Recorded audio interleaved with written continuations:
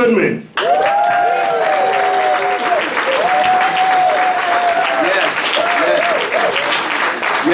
Yes, this is a testament, this crowd is a testament of the quality that Marty was.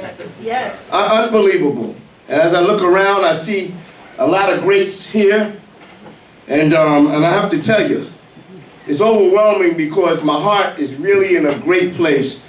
I know when we had discussed it, myself and Alan, and we discussed that there's just no way that Marty was not going to be honored.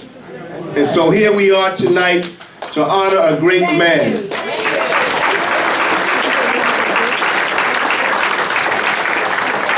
You know, it didn't take a lot to be touched by Marty.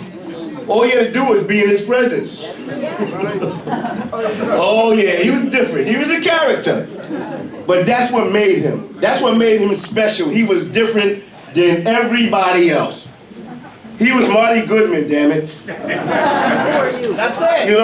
Who are you? You know, a lot of people talk about leading and about the business. But how many is truly about that business? You know, when you do it part-time, it's a different thing. When you do it full-time, you're doing it like Marty Goodman. It's as simple as that. It's as simple as that. I can tell you for sure, one thing I know for sure, you know, I don't know how deep it is in terms of life after death. But I would tell you this, Marty Goodman is going to live forever. Yeah, let's talk about that. Let's talk about here on earth, where it's most important, because at the end of the day, the work you put in is the credit that you receive at the end of the day. He was a thankless, selfless individual. Most people, human nature, wakes up and wants thanks and praises for the efforts, the things that they do for other people. But here this is a man that we all filled this room today, came from near and far. American Airlines. Just to be here to honor this great man. Everybody in this room could have been somewhere else, but we've all chose to come here to honor this great man. You know, I'm not going to hold the mic long because, honestly, each and every one of us can stand up here all night and go till closing time just by talking about Marty Goodman. And we all want to, but we can't. Please, we can't. We have a list of people that want to speak and send the messaging out. But let me just say this, and I mean this from the bottom of my heart. Marty Goodman was a friend to all. Yes. Marty Goodman truly cared about all. Marty Goodman didn't see color. What Marty Goodman seen was people in need, and he felt compelled to put his best foot forward to help those who had a hard time helping themselves. Wow, what a man. What a man. Please, let's give a round of applause for Marty Goodman.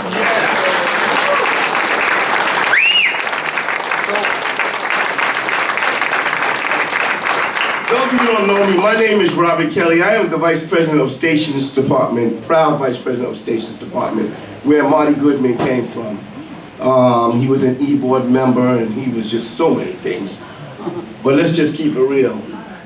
Nobody put a gag order on Marty. Nobody. He was a man's man, and he did it all, and he did it his way, unapologetic. He was not apologetic about anything he's done, and he laid his head down on his pillow every night like a man. To you, brother, I love you always and respect you to eternity. Yes. So we have a speaker here, a fine young man that came all the way from Oakland, California. I don't know if you ever had crabs at Fisherman's Wharf, but Mr. Jeff Mackler. Mr. Mackler, I appreciate you. We we spoke on Zoom and stuff, trying to put this thing together. He was very instrumental in helping us facilitate this, and I thank you, kind sir. Without further ado, Mr. Jeff Mackler, y'all.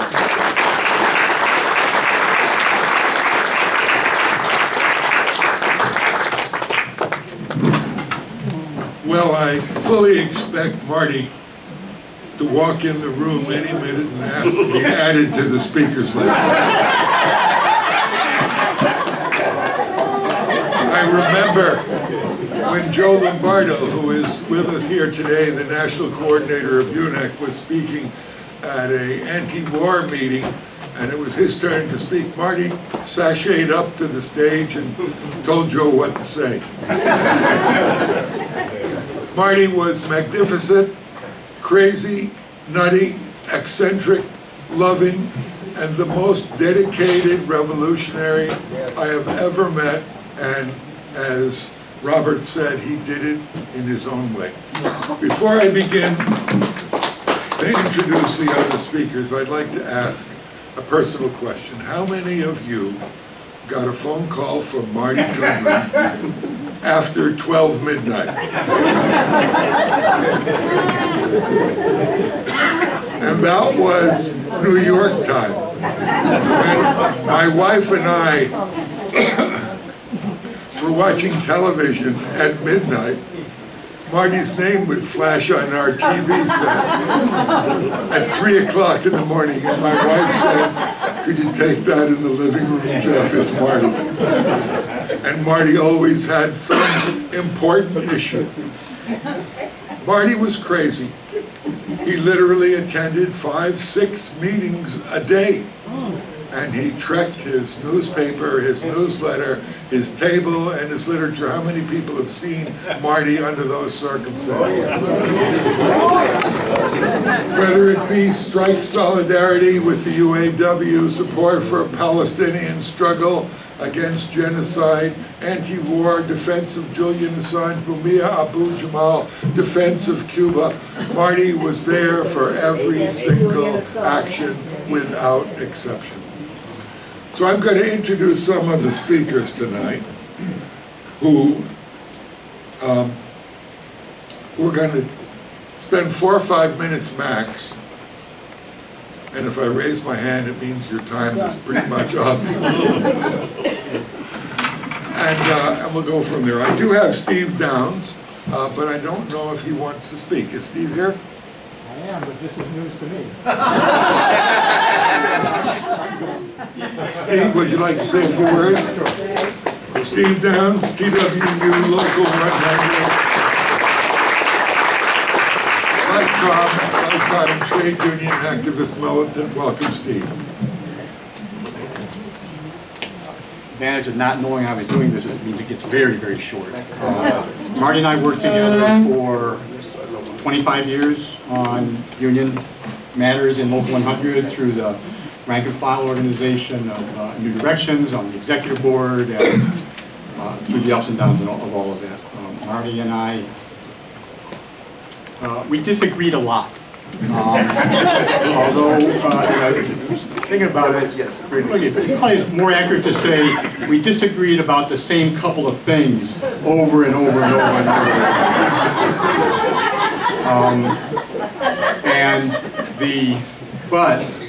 And that could be frustrating, and given the laughs, I suspect some of you have been in similar situations. It can be frustrating, it sometimes can be enlightening. But what I really think that it reflects about Marty is that despite those constant disagreements, the disagreements were not what was most important to Marty. What was most important to Marty was what did you agree on, and that was what made him decide whether or not you were on the same side or not. And the scope of our agreement was always greater than the scope of our disagreement, but it didn't keep the disagreements from coming up again and again and again. Thank you.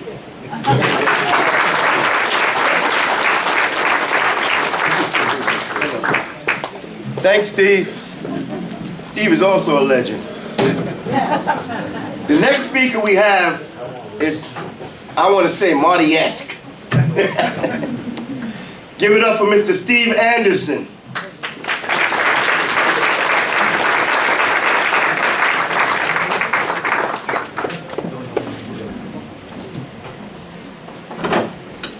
Good evening and welcome, everyone.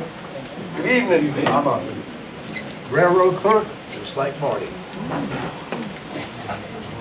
I first met Marty when he was working his second shift on the road as a railroad clerk. R151, Times Square. He had the side window. I remember that he told Kent, who manned the booth, and I, who was sort of a crowd-appeasing supernumerary, he told us that he hailed from Miami FLA. Later the conversation veered into his pursuits down there, in particular of justice and liberation for the people of Haiti. He successfully completed his tour.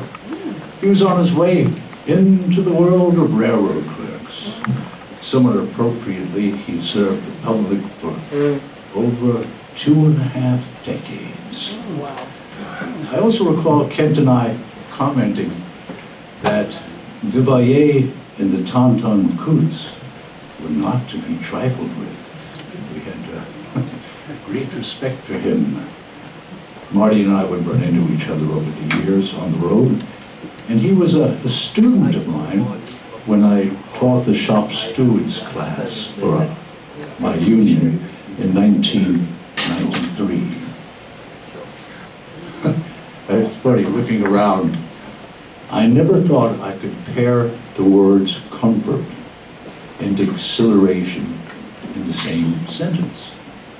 But in such company as this, I am comforted and exhilarated by your presence and the deeds you carry with you.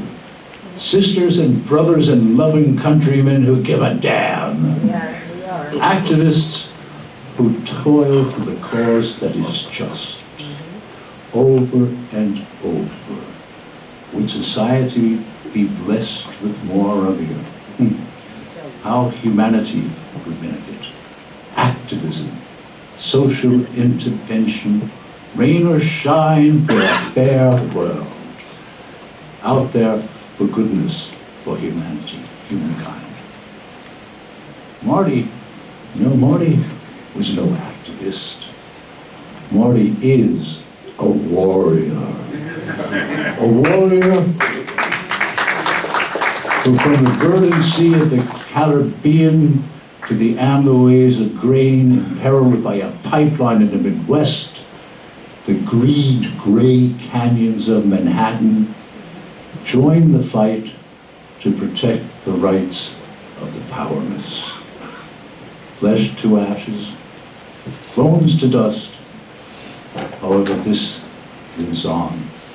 The spirit, the warrior spirit, the spirit when the powerless face an existential threat. The spirit will light and illume the path to victory for them. The warrior spirit, yes, Marty is not dwelling in the past tense. The spirit will continue. Battles will be waged. The struggle will go on. The battle will be won.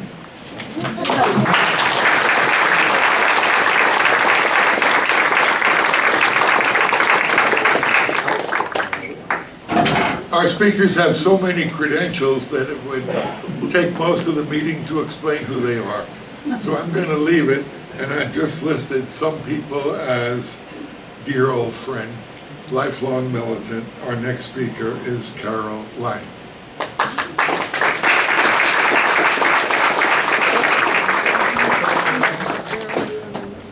In the middle.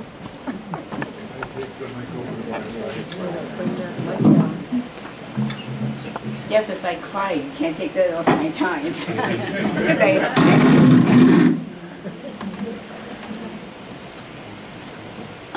Marty was my going to the movies partner.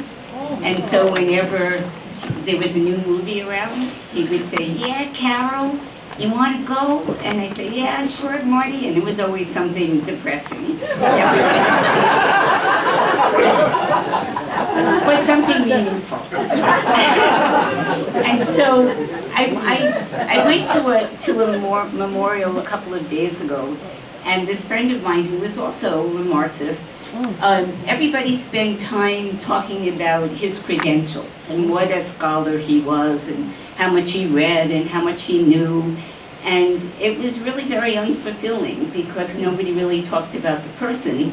So I'd like to spend a little bit of time talking about Marty, who was my friend. And even though we disagreed on a variety of things, we never stopped talking, and Marty always wanted to build united fronts with anybody he could in order to unite the movement.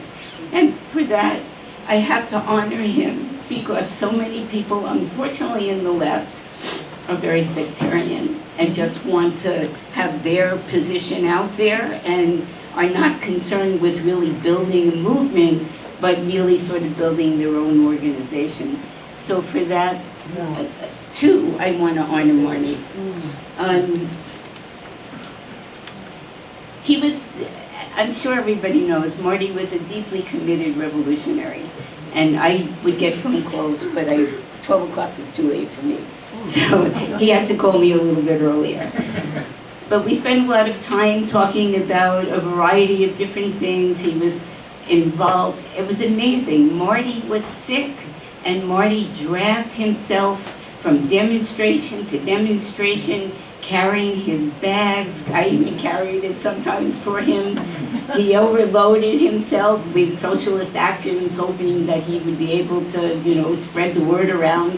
He carried his table. When I organized demonstrations, I said, Marty, can you bring your loudspeaker? And he would bring it for me. And always, no matter how bad the situation was for him, he made sure to be there because he knew that his presence in that demonstration was profoundly important for him and for the people that he was trying to demonstrate for and help. And I remember the thing that Marty was mostly interested in, although he was certainly interested in everything, was the Palestinian question. And so I mentioned to him about this dictator that took over Argentina. His name is Milei, and how there would be demonstrations against Milei. And did he know what was going on in Argentina? And he goes, no, Carol, I only follow what's going on in Palestine.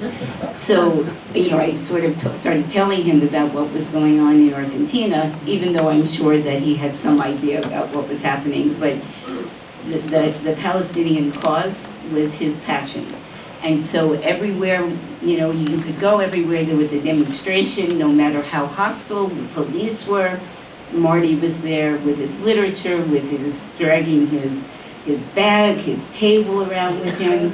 He was a phenomenal person, and he was profoundly committed to the revolutionary struggle. I don't know if anybody knows the story, but Marty saved a passenger's life. There was a guy who wanted to commit suicide and decided to jump into the train tracks. And so Marty got the whole system shut down in order to make sure that he wasn't run over by the train. And so he was then honored by the then mayor. I forget what year it was. So he went to the thing and to the celebration, and he gave back the medal or whatever it was he got because of the fact that he hated the mayor.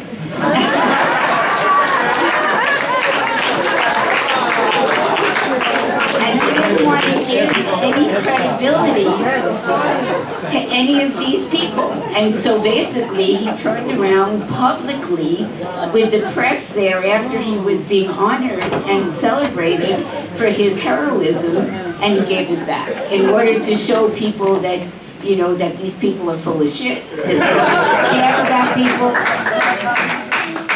And so he just turned, I have to say that I'm very proud of him and being a friend, and I'll be, one second. We went to see Origins together, was our last movie, and it was a real tearjerker.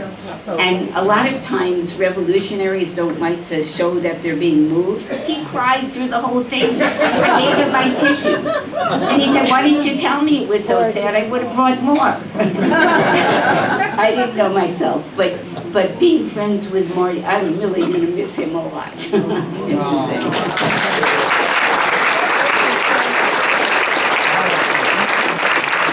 have to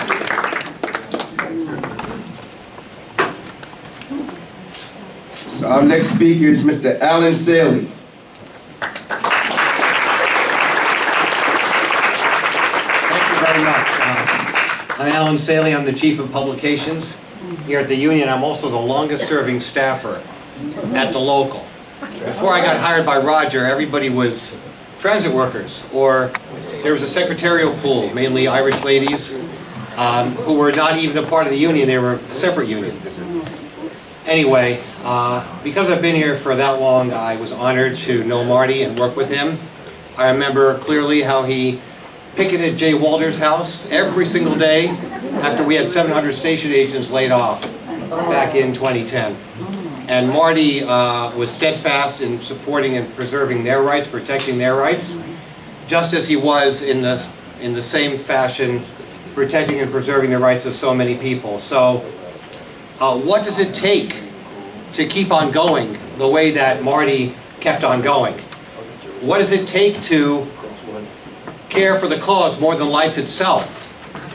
A real commitment to caring for others. I mean, Marty was an atheist, that's for sure, but he did God's work, right? He did Christ's work on earth, caring for the poor, the people who didn't have representation, the people who were exploited, visiting the prisoners, bearing witness to the people who couldn't bear witness for themselves. So when Marty passed away, I knew we had to have a memorial for him, and Brother Kelly threw his weight behind it, which means a lot here at Local 100. Yes. And we were able to make this happen. Now, Marty passed away in his apartment. I'm not sure he was ill, and I'm not sure he's 74 years old. And we couldn't find any next of kin. So I was in touch with the medical examiner's office, and we were trying to find out what to do about Marty's remains. And we couldn't find family. Today, I got a call from a lady named Evelyn Block, who knows Marty's sister, whose name is Arlene. Wow. Arlene Joan Goodman. She lives in Florida, Pembroke Pines. And she's going to get in touch with her now. Thank you, God. Even it's been months, but I'm happy to announce that at least Marty's sister is going to be, apparently she has some dementia, and she doesn't know Marty died. But this lady will go and see her in Florida, and I think we can have a fair chance of getting Marty's personal effects and everything he had. I understand he had a great record collection. Nice. But Marty, this just happened today, a few hours ago. And we've been trying to find the next of kin, but finally we have a connection. So, you know, sometimes you have to do something. Sometimes you get picked up and you have to do something, whether you kind of want to or not. I think Marty was always like that.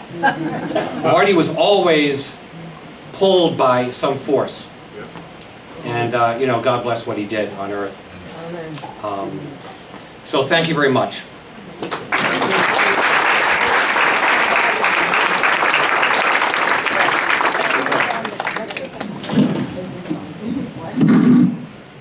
There was no issue that Marty abstained from.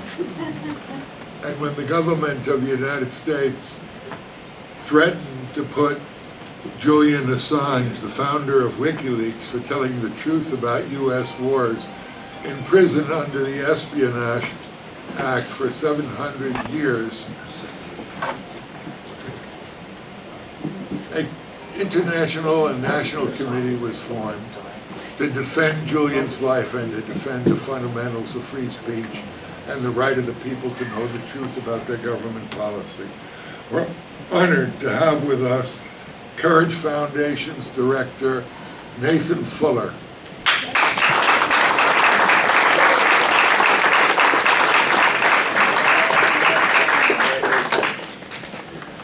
Hi there. I won't take up too much time. I'm splitting our Assange Defense time with Vinny DiStefano here. Get close But, to the oh, can you hear me? How about that? Raise it up. How about that? Yeah.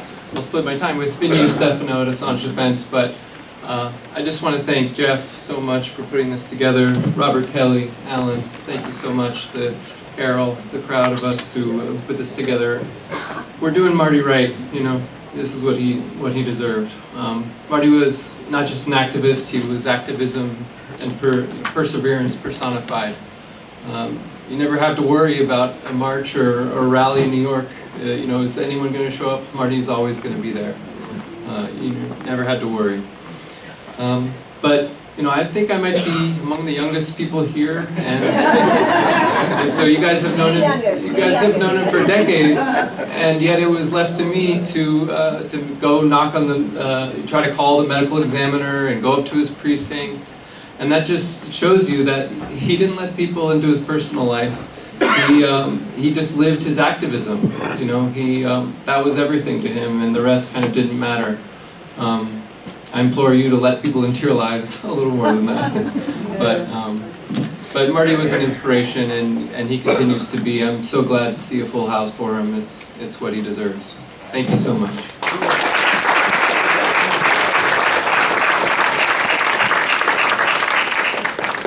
As previous speakers have said, Marty could be a good friend even if he disagreed. And one group that he disagreed with politically, but worked with regularly, was the Freedom Socialist Party. And when Steve Durham of the Freedom Socialist Party learned of Marty's death, he immediately called and offered his headquarters in New York City and food to honor Marty. And we would have accepted that were it not for the generosity of Transport Workers Union Local 1100. So I'd like to pay back the gesture of solidarity and welcome Freedom Socialist Party Steve Durham. Thank you, Jeff. The Freedom Socialist Party is honored to be here in the company of so many lives which were touched by Marty Goodman. Marty was an activist, but he was much more. He was a revolutionary socialist with confidence in the power and intelligence of the working class and the oppressed in the United States and around the world to win their liberation. Marty was a thinker and a plain talker. He was a communicator. He knew how to give a great speech, as he once did at Freedom Hall, our headquarters in Harlem. Marty was a force for mutual respect and principled unity. He was never sectarian toward those who didn't agree with him. Marty represented what we need most to win against the bosses, the bureaucrats, and the rotten politicians. Marty was passionate about what he believed in. Marty was a force for good in the movement and on the job. And I'm glad that Carol mentioned the incident in the subway, where Marty cut the electricity to save the life of a distraught man who jumped on the tracks to commit suicide. By this act of humanity, Marty has left us a poignant example of the strategic power of the workers to secure humanity from this rotten capitalist imperialist system.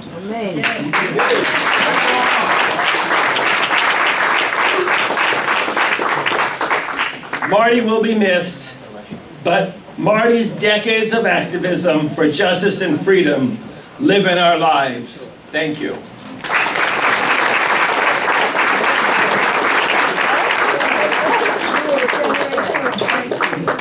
Another one of Marty's dear old friends is Naomi Allen. Before I got on the plane from California a few days ago, I was reading some 400 footnotes that Naomi wrote to a 1939 volume of writings of Leon Trotsky. And those footnotes recalled to my memory the political education I got when I was a youngster coming into the movement at age 17. Naomi is a rank-and-file TWU worker, a long-term friend of Marty Goodman. Let's welcome her.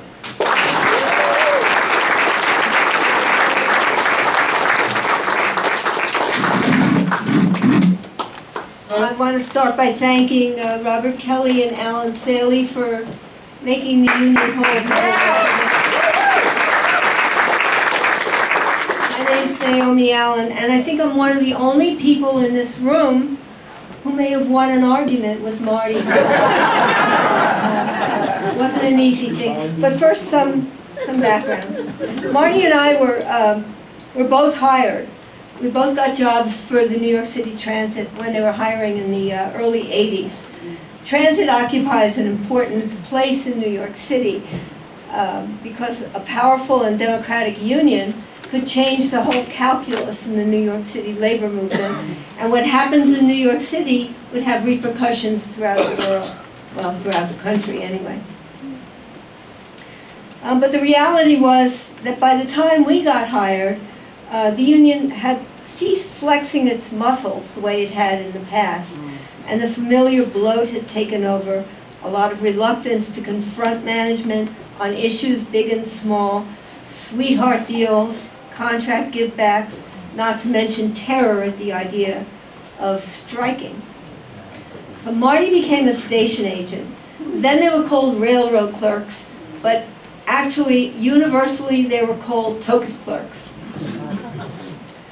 And a stream of other activists were hired on at the same time from a great variety of political groups, all eager to participate in this historic effort to democratize the TWU and make it a fighting force for transit workers. They became conductors, train operators, car maintainers, track workers, welders, plumbers, electricians, signal maintainers, cleaners, and many other things. What happened next is a big story and one that unfortunately I don't have time to tell you. I'm here only to tell you an anecdote. Marty was really well liked and respected inside Stations Department. He worked tirelessly to preserve members' jobs, as others have said. Marty fought, I don't know if people remember when the city first began forcing welfare recipients to work for their welfare checks. Those were called work experience program people. They were called WEPs. And Marty worked very hard to prevent the WEPs from taking over unionized cleaning jobs.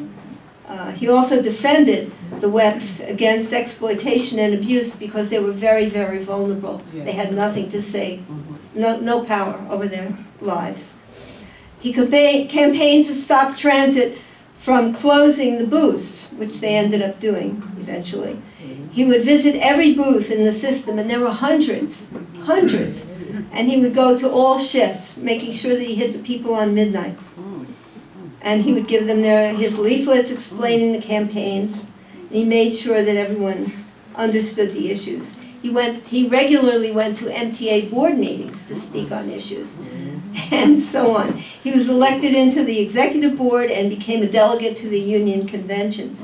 When Marty announced that he was about to retire, one of his co-workers, who's here tonight, Sharon Allen, no relation but my sister, volunteered to make a retirement party for Marty. Retirement parties are a big deal in transit, okay? People get dressed up to the nines. They rent a hall, there's a lot of food, a lot of booze, and this is standard operating procedure. Sharon must have extracted my name from Marty as someone who would help. She called me up and she said she was going to do all the work. She was going to take care of everything. She would rent and decorate the hall, sell the tickets, organize the catering, buy and bring the liquor, and hire the DJ. My only assignment was to get Marty there in a suit.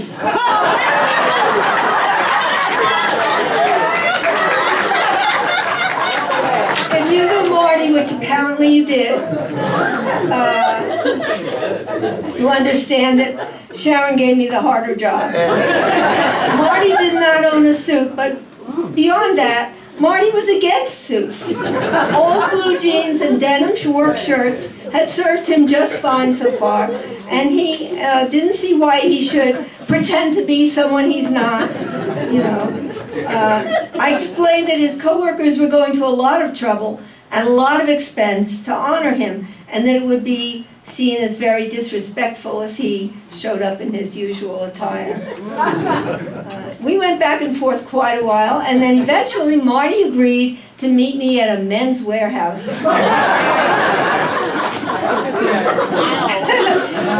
Okay, I don't want to say that Marty was kicking and screaming, but he did do his due diligence so that the record would show that he resisted all petty bourgeoisie. In the end, we got him a perfectly nice suit. I don't think the salesman had ever met anybody like Marty, but he was a professional. He sold Marty not just the suit, but the shirt, the tie, the belt, the shoes, and the socks. Marty had nothing. Marty showed up at his retirement party in his new outfit. He had a wonderful time. He ate a lot, he drank a lot, and he even danced. I suggested he could save the outfit for future use, weddings, funerals, retirement parties, whatever. How much room does a suit take up in your closet? But no, Marty got rid of the suit, the shirt and tie, the belt, the shoes, and the socks immediately after the party. That was my strange and wonderful friend, Marty Goodman.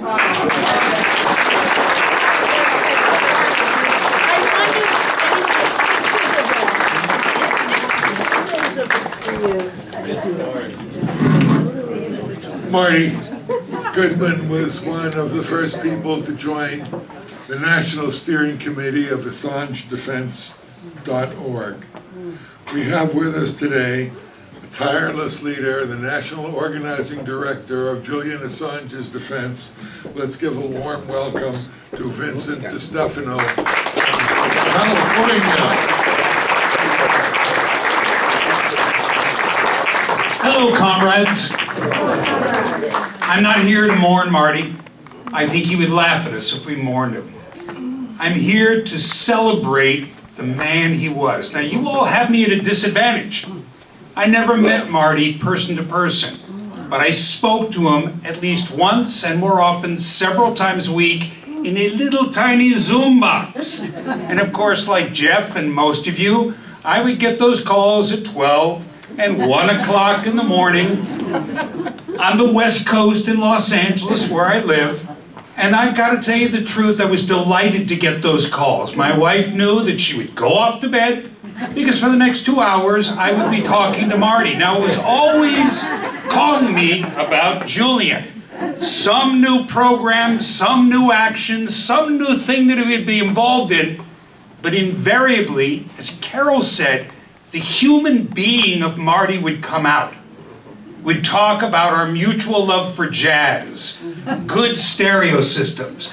There was not a subject that I wouldn't bring up, or that Marty wouldn't bring up, that he would have a wealth of information to share. But what made him so unique, so wonderful, so special, was that when there was something, a man who was older, vastly more experienced, vastly more committed than I was, that if I mentioned something he was unfamiliar with, he turned into a sponge.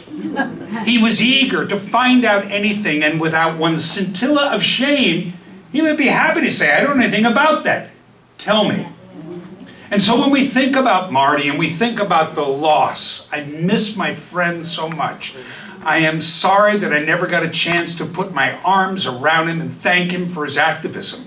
But if he were here, he'd probably cry like I would. But I believe he would use the same words that Joe Hill used when they hung him. Don't mourn, organize.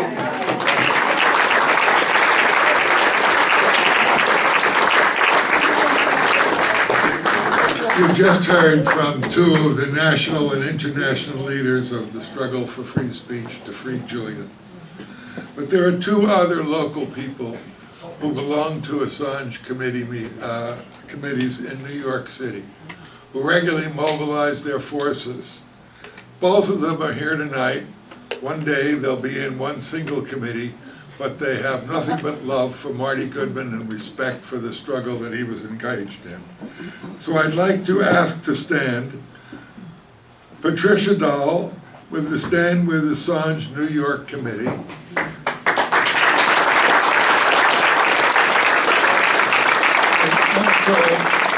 The other committee, equally active, headed by Zul, what's his last name? Zolkowitz.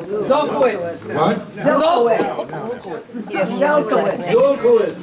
Zolkowitz. Could Zul stand up and give bow?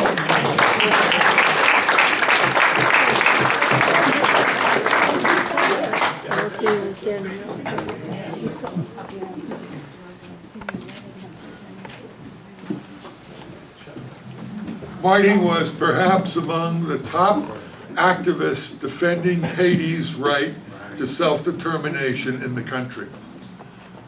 His Los Angeles friends, who had a memorial meeting of 30 people, it was a couple of months ago, was held at a Haitian restaurant.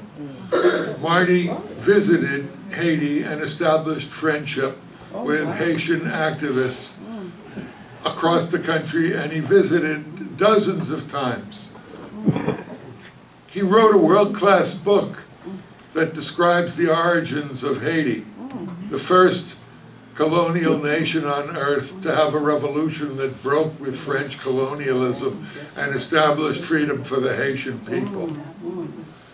He had tons of friends, and two of them here tonight are central to the defense of Haiti, which is now threatened with another US-backed intervention.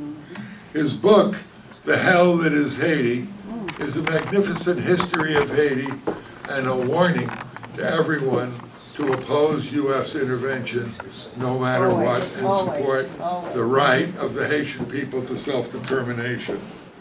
So I'm not sure, but is Kim Ives here today? Oh, wow. I'm sorry, it wasn't Kim Ives. It is a person named DuPont. Come on up.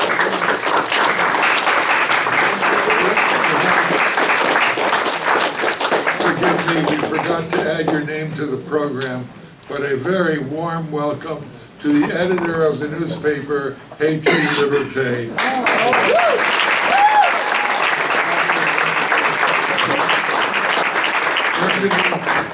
DuPont. Welcome.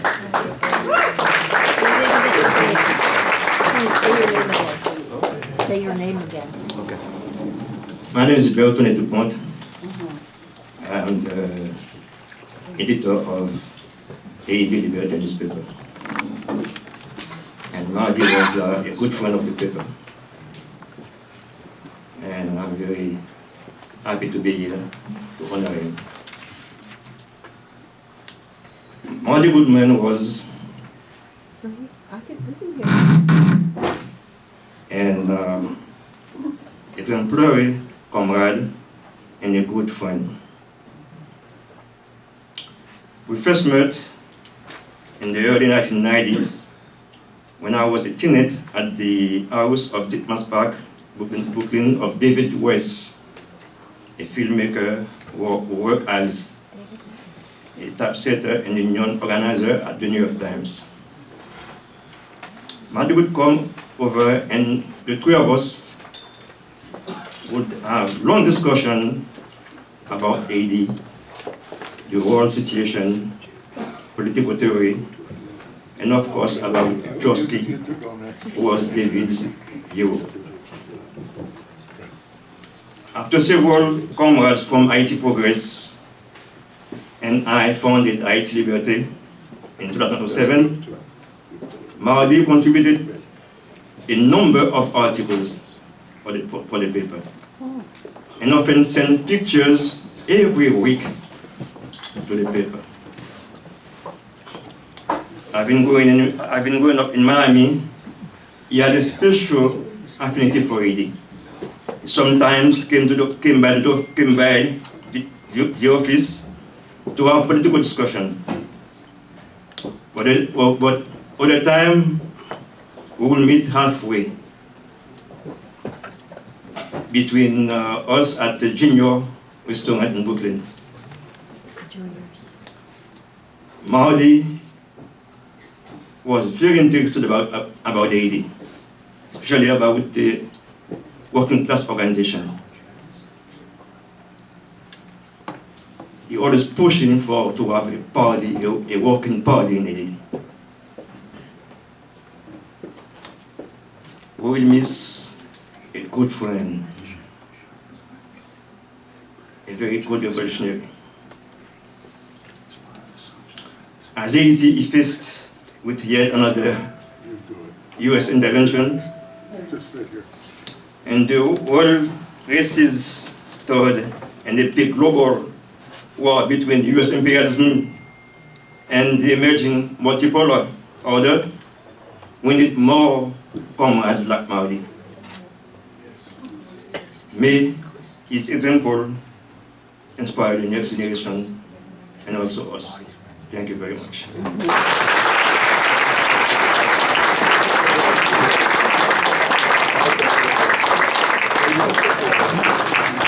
Our next guest speaker is Mr. J.P. Patafio. He is Vice President of TA Surface.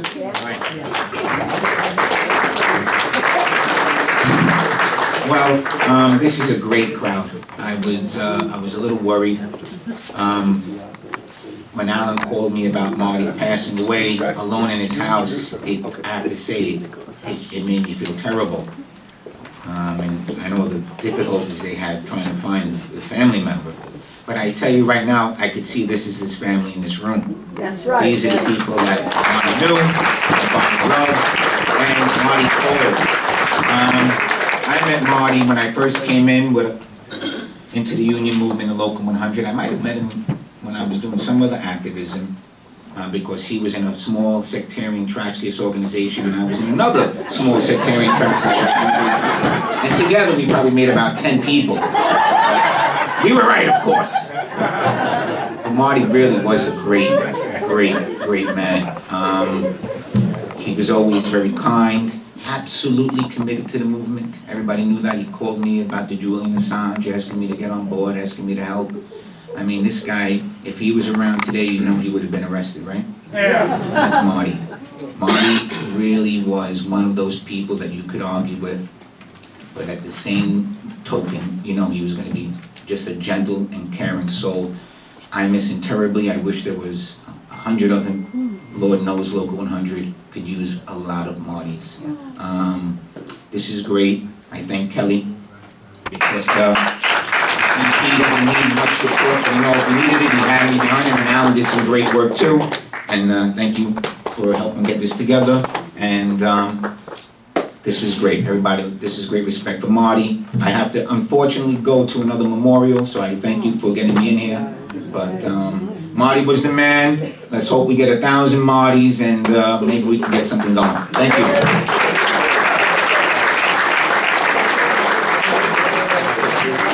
Thank you, JP. So this next speaker is a very close friend of mine. This guy is, I remember when I first got into the business, you know, I seen him and I said, wow. I said, if I could be half as good as this guy, I will be successful. Even today, he's still here. He's a dinosaur, but he still dwells down here. And let me tell you something, he's a difference maker. My friend, my brother, Mr. Paul Piazza.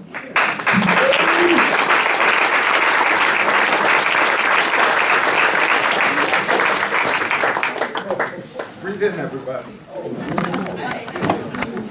No, you breathe in. We're taking your late entry off your tongue. Hi, everybody. I never got called a dinosaur before, but as a compliment. I should pull a Marty and go over the 5 minutes. Because one of his legendary things was that he'd go to every MTA board meeting, and I think it was a 2-minute limit. Marty never took 2. He never observed that. Half his speech was all the beeping going on when they were telling him to get off the stage. As was mentioned, first of all, I'm not a social activist or anything like that. I'm just a transit worker. And Marty had a great effect on me. I started in 1983, and there was this guy running around stations with something called New Directions pamphlets that were widely entertaining, and better than that, they told the truth. And everybody said, who's that guy? Who's that guy? And Marty was that guy. He was the sole representative for New Directions in Station Department, and upon their victory, he was the elected executive board member. As mentioned, Marty saved somebody at 86th Street, and he was given an award by Transit. I was there at the MTA board meeting when this is my favorite Marty story. I got a million Marty. I worked with Marty for like 3 years at 79th Street, and I have more stories than you could possibly believe. But this one's my favorite. Steve was there too. Steve Anderson was there, and he'll attest to everything I say. We were sitting, waiting for our chance to speak because there were laid off workers. They laid off like 600 station agents or something like that. And Marty had his bag, which he always had. And, you know, we all thought, it was his regular literature with his little picture from 20 years ago at the top. And it was his chance to speak, and he just kind of leaned over to me and said, "Watch this." And I said, oh, I felt like putting my battle helmet on because I knew it was coming. He goes in his bag and he brings out this box. We had no idea what he was doing. He goes up and he was yelling and screaming, and he pulls out this award, and it had a pointy top to it, like this. Right? It was a plastic thing with a big, sharp, pointy top. You got to appreciate that. Marty grabs the award, and I think it was either Jay Waldo or Pendergast up there. And Marty just let him have it. Said, "You laid off all these people. I reject your award, and you can keep this stinking award." And with that, he grabs the award and he makes his way towards the head of the MTA with a pointy object. This is true. So he got about 5 steps before security grabbed him, took his award, and Marty, who's probably the victim of 1,000 arrests, went completely limp. I see it a million times. He goes limp. That's his move. He doesn't fight back. He went limp.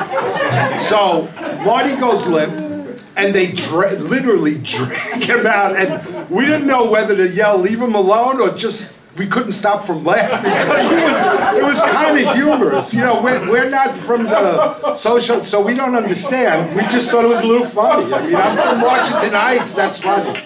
So they dragged Marty out, they put him in the elevators, and even the security guys were kind of laughing. And they came over to me with the award, and they said, "Give this back to your boy," and they started laughing. So we waited till we all spoke. We went to the end of the meeting. I go downstairs, and there's Marty. So I said, "Hey, Marty, they gave me this to give it back to you." He looked at me like I was from another planet, and so he grabs the award from me. He says, "I don't want," can we curse in here? "I don't want this shit." And he took it and he threw it in the garbage. He said, "F them and F their award." That was Marty Goodman.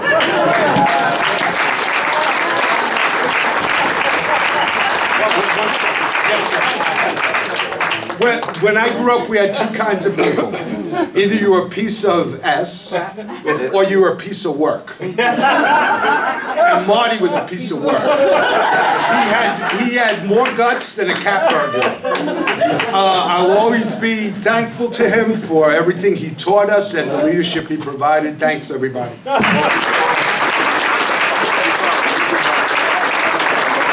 Thank you, Paul. Our next speaker is Mr. Bob Pfefferman. Bob Pfefferman. All right.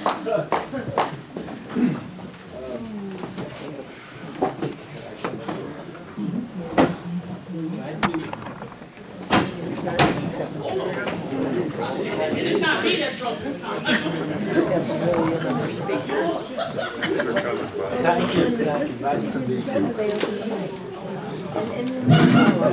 evening, everybody. The name here is Bob Pfefferman. I'm retired from a DC 37 title, and I thank my sisters and brothers at TWU Local 100. It's a privilege to be here. I had to come. I met Marty at Occupy Wall Street, and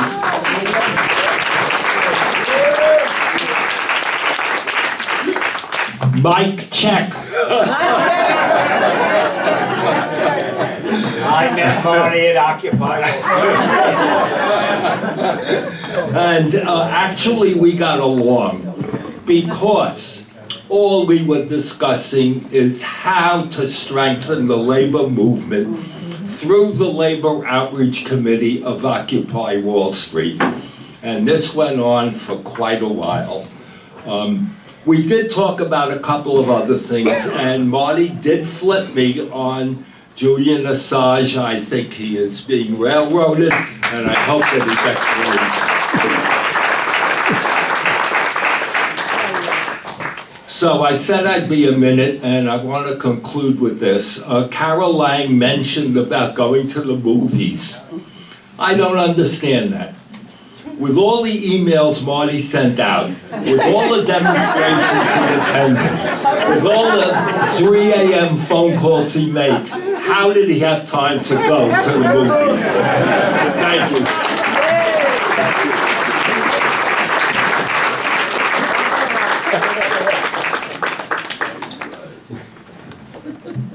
Vinny, you had one more name that we should recognize. We actually have a couple of people. We've had people that have come quite a way. As far as the West End, we've got Chuck and Bernadette Evangelista here, and Suzanne Murphy, who Assange Defense is a global network. But we've got people, including Joe Lombardo, who are part of this network that work with Marty and enjoyed working with him. I just want to recognize them for what they do.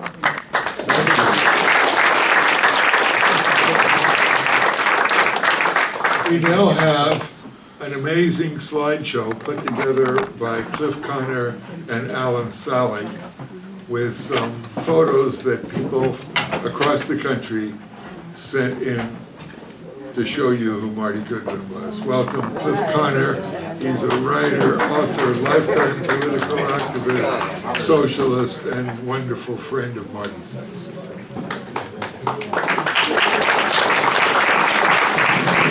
Thank you, Jeff. Preachers often begin their sermons by announcing what they call its text, which is usually a Bible verse or familiar proverb or adage. So the text I have chosen to base an appreciation of Marty Goodman on is an aphorism often attributed to Woody Allen. It's a piece of moral advice that I used to give to my students at the beginning of every semester, and here it is. 90% of success in life is showing up. I'm sure you know exactly what I mean when I say that when it comes to fighting the good fight, Marty Goodman showed up more consistently and more persistently than anyone I've ever known in my long life. I'm going to show you a few slides that illustrate the extensiveness of Marty's activism and the depth of his commitment to the many struggles against injustice and for human rights that he was always presente for. Many of you here in this room will find yourselves in these photos if you've ever attended a demonstration in New York City. So keep an eye out to see if you can spot yourself among the demonstrators. The slide on the screen right now is a portrait that I think you've seen before. Let's see if I can make this work. Tech support? You have to get in front of it. I think you have to get in front of it. It was working from here before. Maybe Jeff Alan, maybe you can go over there, and when I signal you, you advance the slides, okay? Anyway, where you have seen that photo before is on the flyer for this memorial meeting. And that should be the second slide. I can just say next slide, go ahead. Yeah, okay. Who took the photo? We got it, Rob. I don't know where that photo came from, but next slide. This is the flyer for another memorial meeting that was held in April in Miami, Marty's hometown, where quite a few people knew him as a tireless campaigner for the freedom struggle in Haiti. And speaking of Haiti, this tribute to Marty.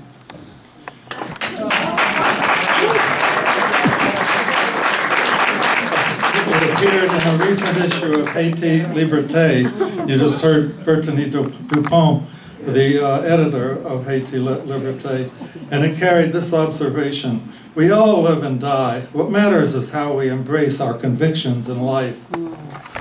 Before proceeding to the photos of Marty the activist, I'll show you one of the few that show him relaxing.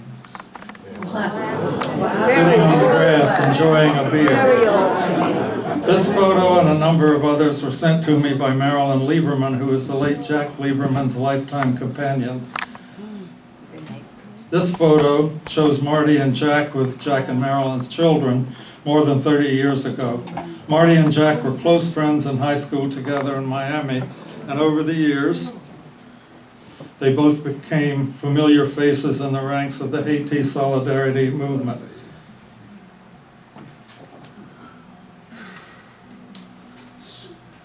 This was an honor he was receiving from a Haitian organization, I believe, in Miami. Jack Lieberman died in 2020, one of the victims of the COVID pandemic.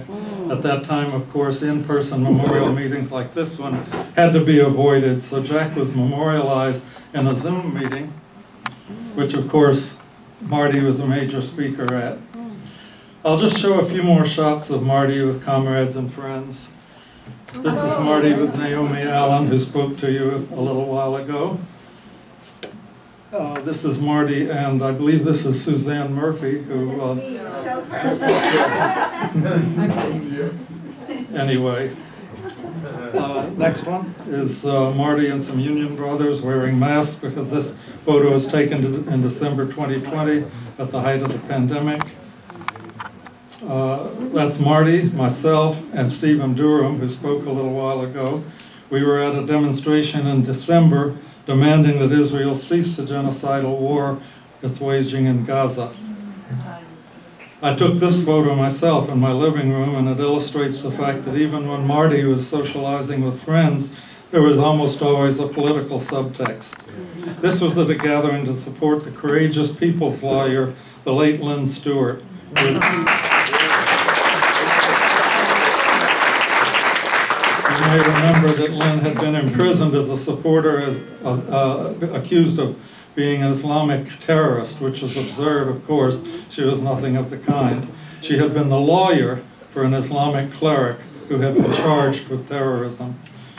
Marty is on the right side of this frame, and many of you will recognize on the left side the late Ralph Pointer, Lynn Stewart's husband. Ralph passed away just a few months ago on Christmas Day 2023.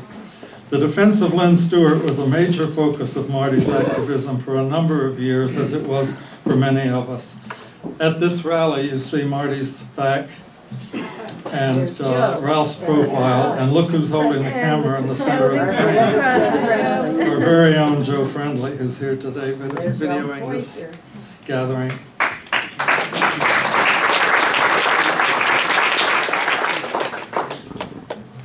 Marty and Ralph, you'll see here addressing that rally, and you can see Marty wearing one of his famous sandwich boards, which here it is closer up. He used the sandwich boards to send messages, to spread the word, hoping that photographs of him and his sandwich boards would find their way onto the front pages of newspapers or other media. The sandwich boards were very carefully designed to project the message of whatever rally Marty was attending. He wanted to be sure that every curious passerby could instantly understand the issues and the positions of the rally. And if anyone came up to him to ask for more information, he always carried plenty of flyers and periodicals in his shoulder bags. Another sandwich board. This one projects a message of the Cuba Si Bloqueo No movement. demanding that the United States cease its economic and political persecution of Cuba. And this is Marty with a bullhorn addressing that rally. Another day, another Cuba rally. This time his sign read, "Lift U.S. economic and travel sanctions against Cuba." This was at a rally in solidarity with tech workers at Google and Amazon who were demanding that their employers stop supplying the Israeli military and so-called intelligence services with the advanced technology they needed to suppress the Palestinian freedom struggle.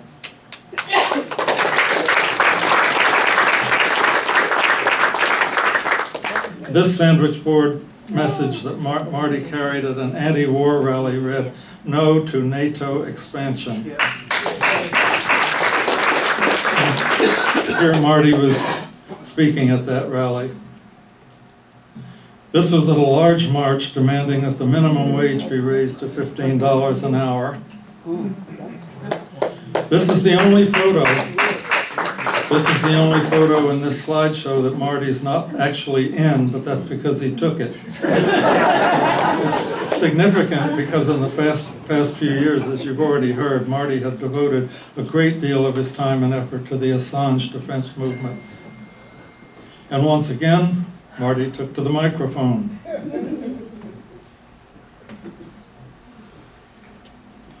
This shows Marty negotiating with the NYPD. The cops said that we couldn't unfurl our banners in Times Square where we wanted to, but Marty and the other person here is a legal representative of the Assange Defense Committee, and they both assured the cop that we had the legal right to do so, which of course we did, and the cop eventually backed down. A small victory perhaps, but small victories sometimes lead to more substantial ones.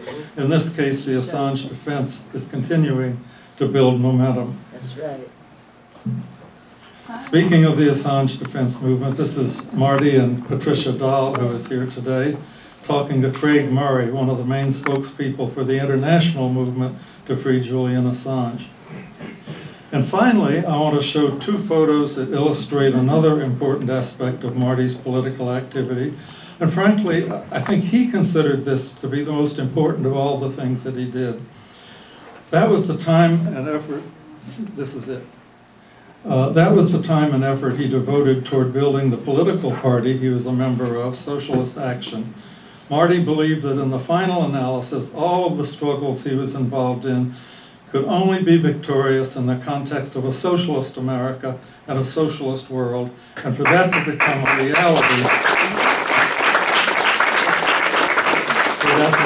reality, a socialist political party was absolutely essential.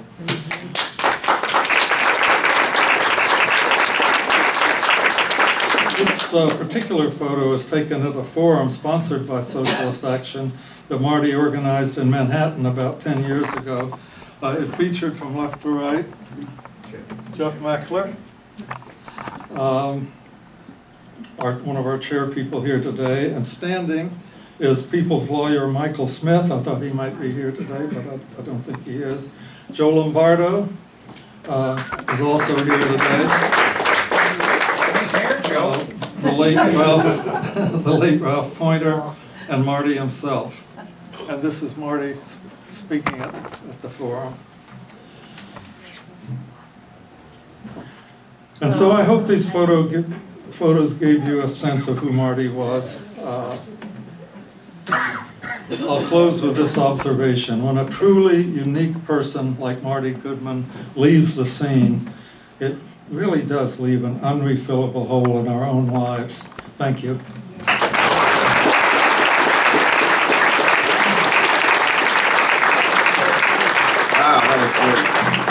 So the next speaker is Mr. Charlie Jenkins, our Director of Training and Upgrading. Give him a hand.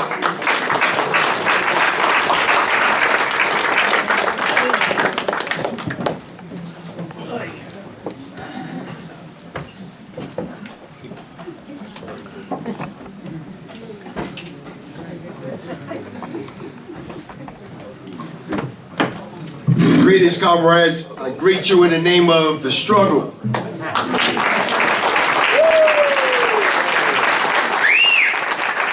this is a real indication of a true warrior in Marty Goodman.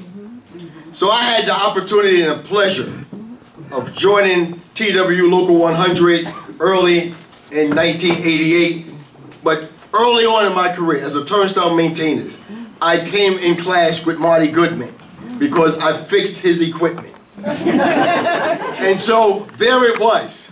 But it united me. It united me on the power and understanding of the civil rights movement right here in transit. And so this here is back sanitation workers that was simply fighting for respect. That simply said, I am a man. So poignant, so powerful, the message that Marty Goodman fought for every single day. He fought for justice. He fought against the inhumane war that has continuously been going on around the country. And so, what would he say with the war going on today? And so, comrades, we stand as an extension of Marty Goodman. The struggle continues through us. And I can't help but look over to my right and so many comrades from New Directions that understood that the way to organize and develop worker power is through collective organizing and talking to the membership, which Marty Goodman did on a daily basis, carrying literature, not for himself, but for all of us. I bring you to some of all these here struggles that go on today, and we're still fighting for the right. The last struggle that I saw Marty Goodman on 59th Street and 5th Avenue, the UAW strike. And Marty Goodman, through his last days in this struggle, continued to fight for workers, to make sure that the greedy bastards, the bosses that we fight every single day, that he was a man of one, but an army of many. And so what we can do, brothers and sisters and comrades, is carry on that tradition. Carry on the tradition that it only takes one. And we multiply, because on the battlefield, there's many, but we start off as one. Solidarity, I salute our brother, our comrade that never gave in and never gave up.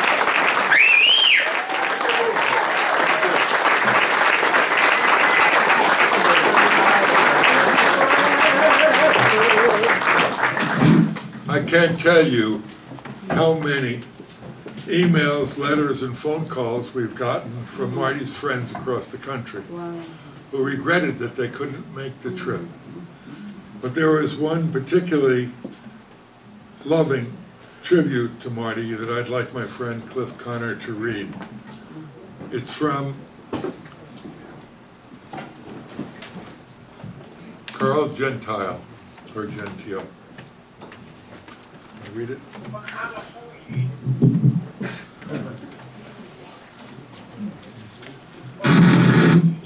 A tribute to my beloved friend, Marty Goodman. It is with a heavy heart that my best friend of over 50 years has passed away. Marty came to my home in Frederick, Maryland, 50 miles north of D.C., on March the 12th. He wanted to see me because he knew I was ill and suffering from multiple melanoma, bone cancer. I told him not to come since he was coughing terribly. He brushed it off and said, "I'm just getting over a bad cold and I'll bring my cough medicine." Marty loved coming to Frederick, Maryland to get some R&R from his staunch activism. He was always in the front lines of the good fight in all of the critical issues: Cuba, Palestine, anti-Zionism, Venezuela, Haiti, the struggle against racism, and his never-ending advocacy to free Julian Assange, who exposed U.S. war crimes against the Iraqi people. However, he lived up to these noble causes by actually traveling to some of those countries listed above, especially Haiti. It is no exaggeration to say he was an expert on Haiti and authored numerous articles on the subject. He did all of this while working as a token clerk and serving as a rank-and-file activist in Local 100 of the Transport Workers Union. See the article in the Local 100 newsletter of March 17th, 2024. Although we came from different left political directions, we respected each other's differences. Marty left my home for NYC on Monday. I called him Wednesday night to see how he was doing.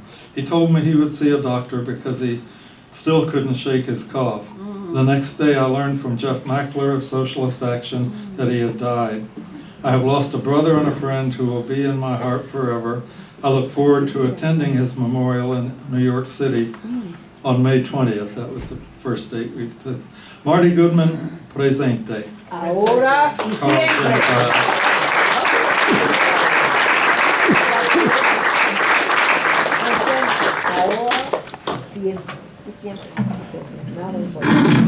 Marty was, for 40-plus years, a major defender of the innocent imprisoned political prisoner Mumia Abu Jamal. He attended every Mumia demonstration, getting up in the early morning to take a bus to Philadelphia to protest the grotesque imprisonment of Mumia Abu Jamal, perhaps one of the most brilliant writers, anti-racist, and revolutionaries. Here to speak about Marty is Suzanne Ross from the Mobilization for Mumia Abu Jamal. Let's welcome Suzanne.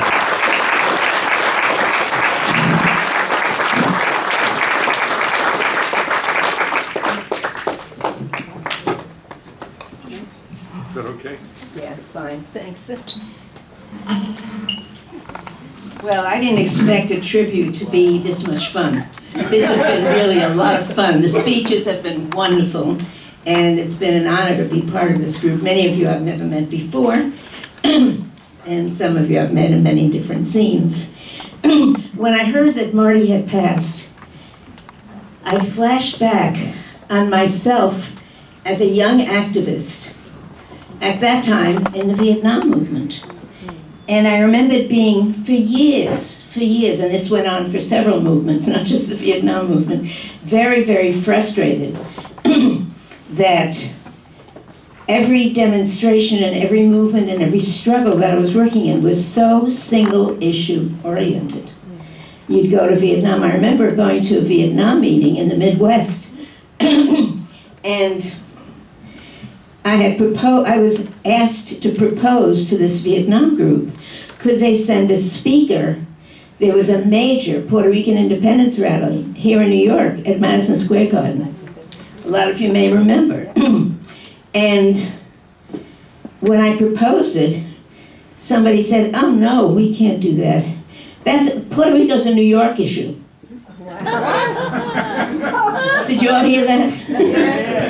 Okay, so I lived through that many times, as many of you have who have long histories in the movement, over and over again. Marty was the embodiment of the antithesis to that kind of politics. Marty incorporated it all, and he really lived it. And I remember we had a demonstration. Is Steve Mills here? Steve Mills was one of the organizers of this demonstration. I thought I saw him earlier. He is here. Steve, could you get up for a second so people can see you? So Steve helped organize that event, and we marched from the UN building on First Avenue and 44th, or whatever it is, to 40 Times Square. So there were too many speakers, as there always are, and so it was time to leave. And Marty came and started arguing with me. He says, we can't leave, we haven't talked about Haiti. And there's a particular reason to talk about Haiti right now. And you know, that was Marty. That was Marty. And, you know, I think that's a very profound thing to represent. To be a union organizer, to be working on Julian Assange, to be working on Mumia, and more recently, those of you who live in Washington Heights, as I do, there's been weekly vigils at, and please boo when you hear his name, Congressman Adriano Espaillat, who not only receives money from AIPAC, but is a complete, has his office, this is in a people of color community, his office is plastered with the kidnapped people, the Israelis. Not one person Palestinian in his office. I mean, it is really so offensive to just go by there. He is really an enemy of the people.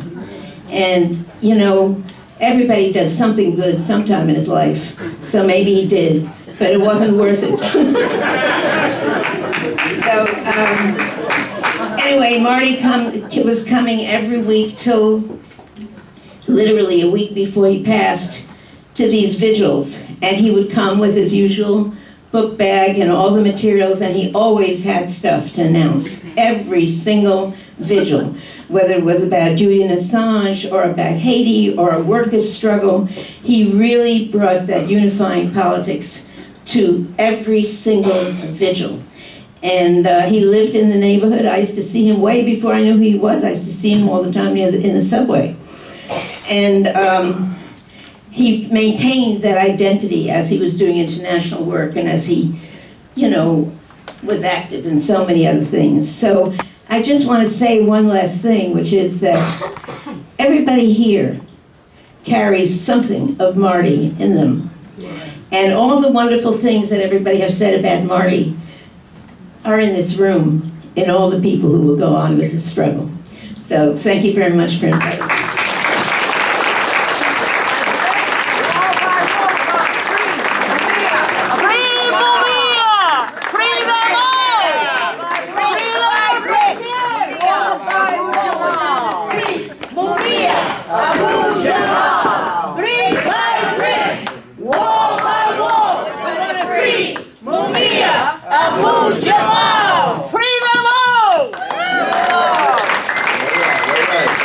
Our next guest speaker is a TW Local 100, Mr. Mark Kagan.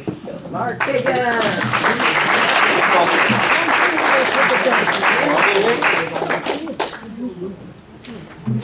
Okay. Mark Kagan. All right. So we're going to stay with TWU. Y'all good with that? Yeah. All right.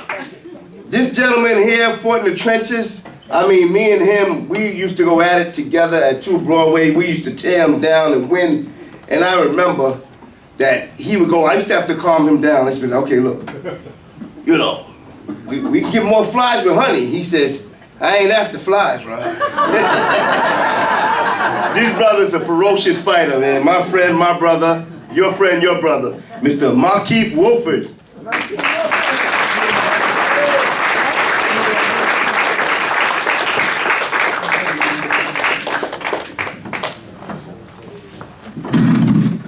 Good evening, everybody. Hope everybody having a good time. Like most of the speakers tonight, I don't have a real personal connection to Marty Goodman. If you can say I was a fanboy. I knew about his newsletters when I first came down in 2001. I read a lot of them, found them entertaining, and I met him once in passing. It was at what do you call those things? Protests, of course. It was nice. I felt his energy from afar. He was very passionate. You could always tell that he was passionate about his causes, obviously. And he was a unionist. He was an activist. He was a railroad clerk, and a socialist. Socialist, I want to talk about that. It ties into his being. You know, at one point in our history, socialism was a bad word, even in this union. But we had a founding president, Mr. Mike Will, might have heard of him. Oh, I love Yes, he was a socialist. He was a socialist, well, communist socialist, about the same thing. If you take the government, running the government out of it, socialism was very pro-worker, very pro-worker. Nothing embodies unionism as pro-worker, a pro-worker activist. And he definitely used his socialism and his beliefs. It was, if you think about it, socialism, pro-workers, communists, they want the same thing. All work is dignity. That's right. Dr. That's Martin right. Luther King. Hey, All work is dignity. And I'm gonna leave this note. One of the common things I heard tonight was when everybody said, I mean, not everybody, a lot of people said, I disagree with that man. I disagree with him. What I loved what they said afterwards, you still my friend. And why can't we all just disagree and still be friends? That's all I have to say. Thank you.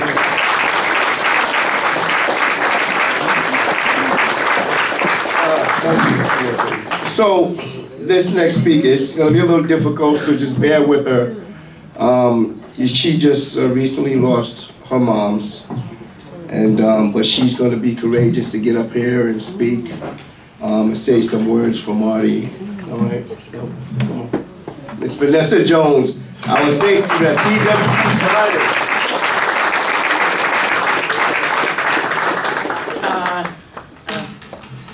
So I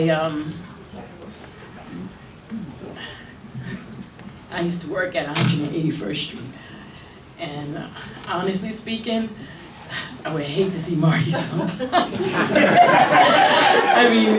I mean, I worked there at night, so when he came home, sometimes he was rallying all day, and he would come home, and half the time I didn't know what he was talking about because he had so many causes, you know. So it was like hours and hours he would stay and talk, and I would just listen. I would just listen. Like Charles said, there were so many rallies that, I mean, you could be out of the country, you could be anywhere, and you would run into Marty. Literally, run into Marty, and he was an activist to his last day. And I tell you, like I said, sometimes I didn't want to run into him, but I truly loved him. And he passed away on the same day as my mother. Oh my God. She was also a station agent. So I appreciate the many thanks.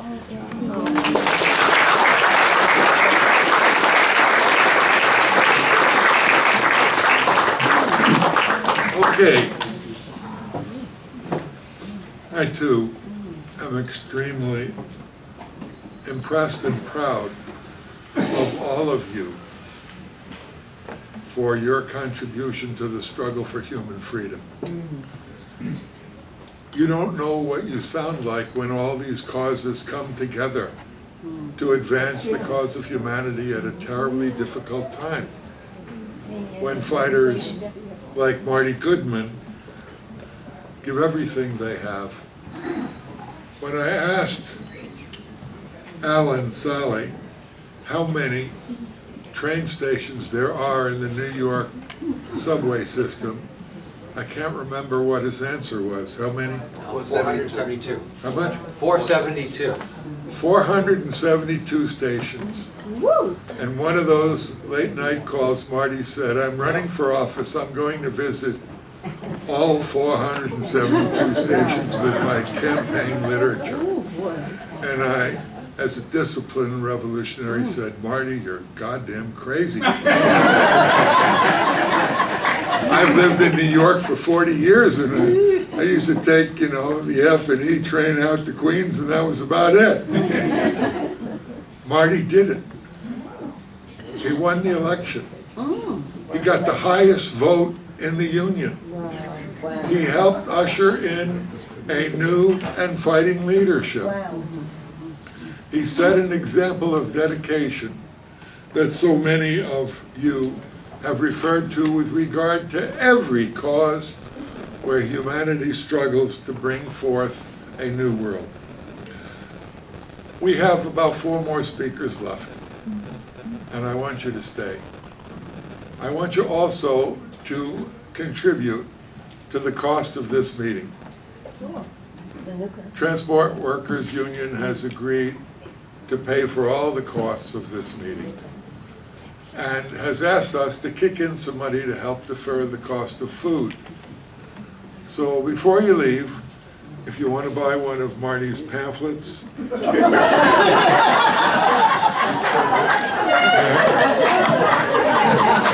$500 each, or a Palestine pamphlet. But seriously, you can write a check to Transport Workers Union Local 100, or to Socialist Action. Alan and I will meet at the end.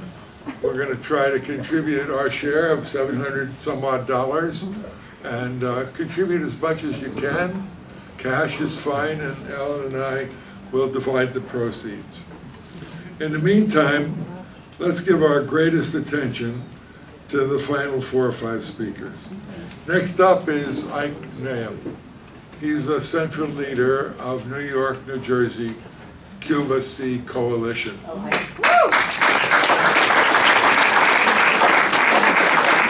Marty joined to spend a lifetime defending Cuba and opposing U.S. intervention and supporting Cuba's right to self-determination. Let's welcome Ike.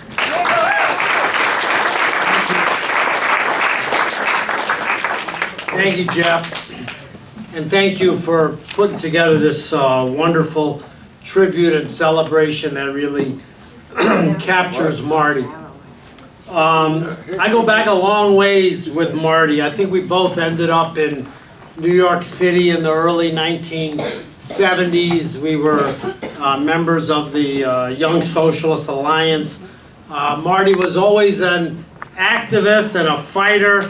I remember the great quote from, I was thinking about what I would say here tonight, and I thought of the great quote from Marx, I think, Critique of the Gotha program. Marty would definitely know, where he said, the philosophers have interpreted the world, and the point, however, is to change it. And Marty was really into changing the world. But he also was a pretty damn good interpreter of it. And he understood that to change it, you had to try to understand it. And I really appreciate that about Marty. In Cuba Sea and in various iterations of it before that, the struggles over many decades to build a united movement against the U.S. blockade of Cuba, the economic war, and to show solidarity with the Cuban Revolution. We had many, and it was always a struggle, because in New York every group exists, and a lot of times they fight each other, and a lot of groups just as soon shoot each other as look at each other a lot of times in terms of, but for some reason, I mean, I know the reasons, but because of the issue of Cuba, it had the ability to unite a lot of people that otherwise wouldn't be united. And it was always something around the issue of Cuba and defending Cuba. It also helped that in New York City, the Cubans were here with the mission, and if people started acting a little too sectarian or too, crazy, they would have to answer for it. But Marty always was a force within this movement, with all the difficulties of getting disparate forces to work together. Marty was consistently a non-sectarian force that was for unity, that was for a united front, that understood that the united front was putting people together and fighting together, even though you may disagree on other things. Marty wholly identified in his very big heart and his very considerable mind and brain with the Cuban Revolution. He identified with it totally. I'll tell one short anecdote before Jeff cuts me off, but I organized a trip of railroad workers to Cuba a few years back. We had a very good delegation. We had a wonderful itinerary, visited Cuban rail yards and the Museum of the Sugar Industry. Marty was decided he was having health issues and he really wanted to go, and so he decided last minute, I'm gonna go. He did it, he put it together. So I'm organizing this group and I'm at the airport, I'm waiting, we gotta get going. Marty's late. Oh my God, finally he shows, he gets there, he's trudging along in his uniform, you know, his backpack and everything. And we get to Cuba finally, and we get the group together, and the tour guide takes a look at Marty, and he was in pretty bad shape. This was about 6-7 years ago, and they said, we gotta look you over. We're booking you in a clinic, and you know, Cuba has, despite the US blockade, they got a great health care. They took Marty, they kept him for several days, they checked him over, they found a lot of things that they had to deal with, they dealt with, and we got him for the last few days of the tour, but that was my Marty in Cuba trip. My friend and comrade Marty was what used to be called, and it's a great term and it should still be used, he was really what they called a proletarian internationalist. He was somebody that he didn't require elaborate arguments, you know, like Fidel said about Che. All he needed to know was that it was a just cause. Among other things, not too many people alluded to, Marty was also a very good writer. I remember when I was trying to figure out what was going on in Greece, you remember years back and all that. I remember a number of excellent articles that Marty wrote. He was a very good article, and I always look forward to reading his pieces in Socialist Action. And as people have mentioned, Marty was particularly identified with the Haitian struggle and with the Palestinian struggle and with the struggle of Julian Assange. I look back with many fond memories of many hours of conversations with Marty about many conversations.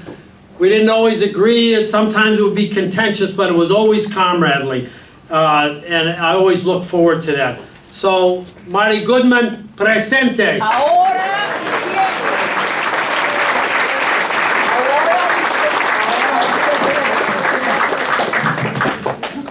We're down to the last couple of speakers, and I'm proud to say they're magnificent people. Let's give a warm welcome to the National Coordinator of the United National Anti-War Coalition, the most broad, wonderful, dedicated anti-war coalition across the United States. We just had our national convention of 400 people in Minneapolis, St. Paul. And let's welcome UNAC's National Coordinator, Joe Lombardo.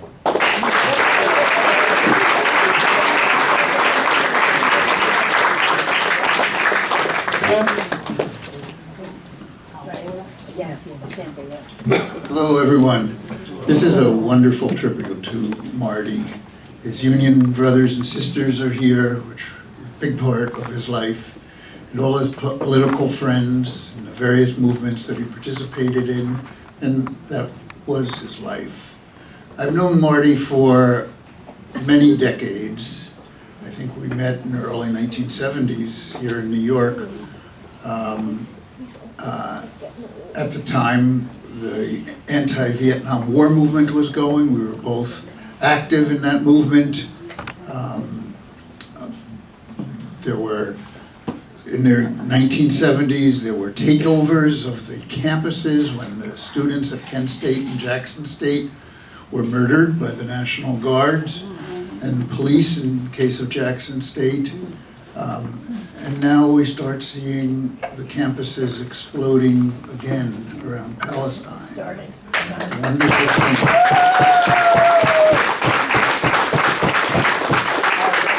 Tomorrow there'll be a national demonstration in Washington, D.C. where people are going to surround the White House for Palestine. You know, if Marty was with us, that's where he would be. He would be there with right hands. It was nice to see the pictures of Marty as a young man, because that's how I first remember him.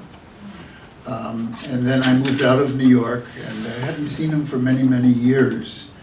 And then we started UNAC, United National Anti-War Coalition, at a big conference. And this was in 2010, and there was Marty. And I met Marty again. And that's when the midnight calls started. They went on for a long time. Jeff mentioned that he would come up to me when I was going to give a presentation and tell me what to say, which is true. And he was always right. You know, he always had some good things to say. But that was Marty. As Jeff mentioned, we held a national conference in Minneapolis, great conference in April. And Marty was going to be there, but he died a couple of days before and did not make it. And I'm sure he would have loved to have been there. I'm sure he's sorry he missed it. And we are very sorry he missed it too. Marty's a great person. Marty is the kind of person that has decided that his life will be dedicated to making humanity better, to making this world better for all of humanity. That's who Marty was. I'm really glad we have a big crowd here today for Marty. Let's keep that kind of message and that kind of activism going for Marty and for all of us. Thank you.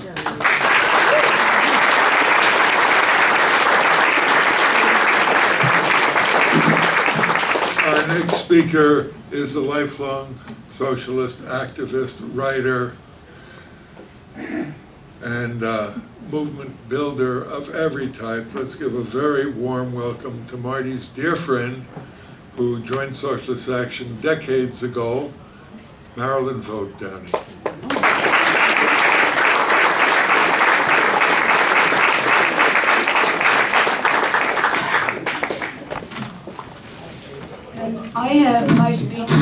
I have my speech written out because I wanted to stay within the 4 minutes. So excuse me for sort of reading this. But I have known Marty Goodman for over 50 years. We were both members of the Socialist Workers' Party, and we lived in this building called the Trotsky Towers, which is located on Eastern Parkway in Brooklyn, where I still live, actually.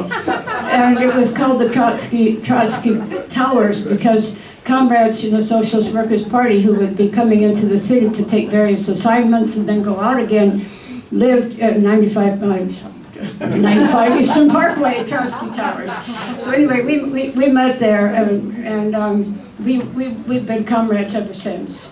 And after the SWP comrades decided to get jobs in industry at the end of the 70s, Marty became a transit worker and remained one for more than 3 decades, as we know, or longer, where he was extremely active in politics, and we've been hearing all the remarkable things he did.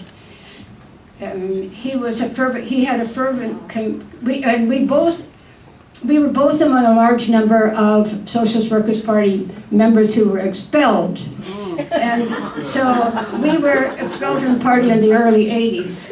But Marty and I continued our commitment to Trotskyist revolutionary politics and internationalism and collaborated in the 1980s and 90s, all through that. And then in 2000, we both joined with some other comrades, Socialist Action. And Marty remained a member for the rest of his life. And as we all know, Marty was a fervent revolutionary and was committed to revolutionary struggles and working class political power internationally as well as in the United States. But to me, he was a... To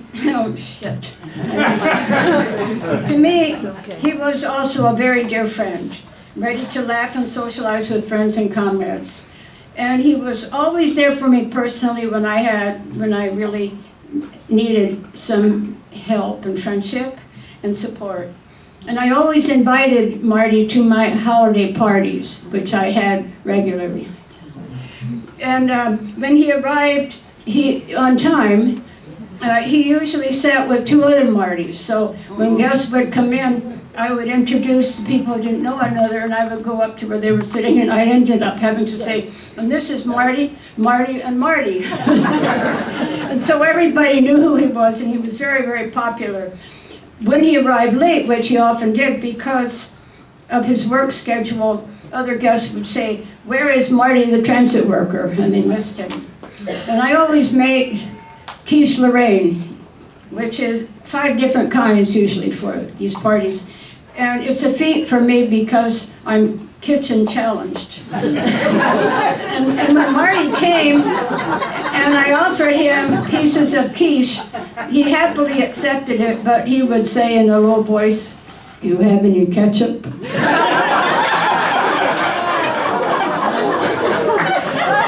I did, but it just killed me and see him pour ketchup on his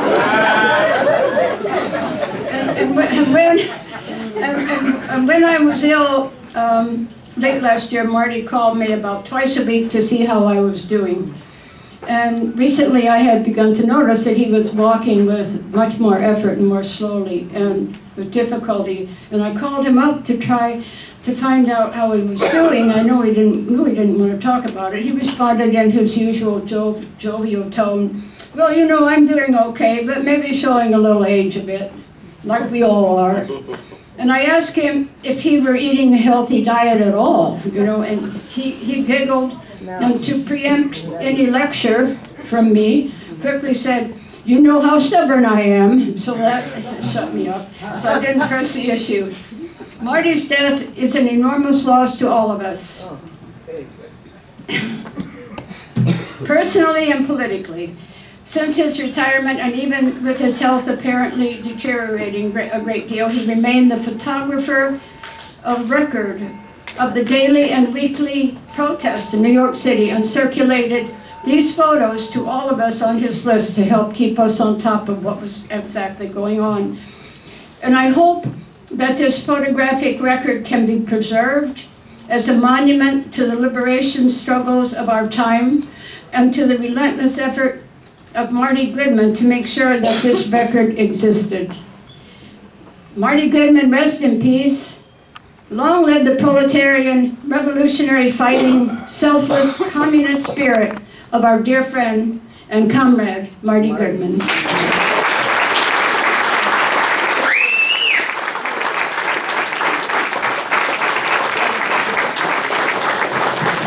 I think we're near the end. We have a couple of messages. Here's one from the Federal Secretary of Socialist Action's sister party in Canada, Socialist Action Canada.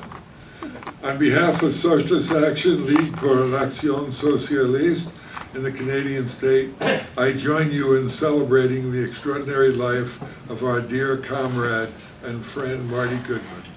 We deeply regret being unable to attend the gathering in Brooklyn on the evening of June 7th due to a major event my party is hosting. The loss of Marty Goodman is beyond measure. He was an exemplary revolutionary socialist, a class struggle trade unionist, an anti-imperialist and anti-war leader, a civil libertarian and anti-racist fighter. When he passed away in late March 2024 of a heart attack at age 74, it was both a shock and a cause of deep sadness. Marty often attended and spoke at educational conferences of Socialist Action in Toronto and Montreal, and he was a generous host. I and others stayed at his residence in Washington Heights, Upper Manhattan. That is how I came to witness his extraordinary, extensive, and unique information filing system. Marty lived and breathed working class politics, constantly attending, sharing photos, and reporting on struggles of the exploited and oppressed. It's not enough to say that Marty will be missed. His passing leaves a huge gap in the realm of international solidarity and revolutionary party building. Though short in stature, Marty's heart was gigantic. I have so many fond memories of my partner Elizabeth and I sharing a meal with Marty at one of his favorite diners or dinners on the Upper West Side, or proudly standing with him at a rally demanding freedom for political prisoners, as well as at events where we sought to end the racist police, the fundamental institution of capitalist rule. Never have I met a more dedicated and self-sacrificing comrade. Marty's devotion to Socialist Action USA, to Transit Workers Union Local 100, to the United National Anti-War Coalition, to the Julian Assange Defense, Haiti Liberté newspaper, and to the New York, New Jersey, Cuba C coalition, and the mobilization to free Mumia Abu Jamal was unsurpassed. His legacy is monumental. It will live forever in our collective memories. Marty Goodman, presente y siempre. Ahora y siempre.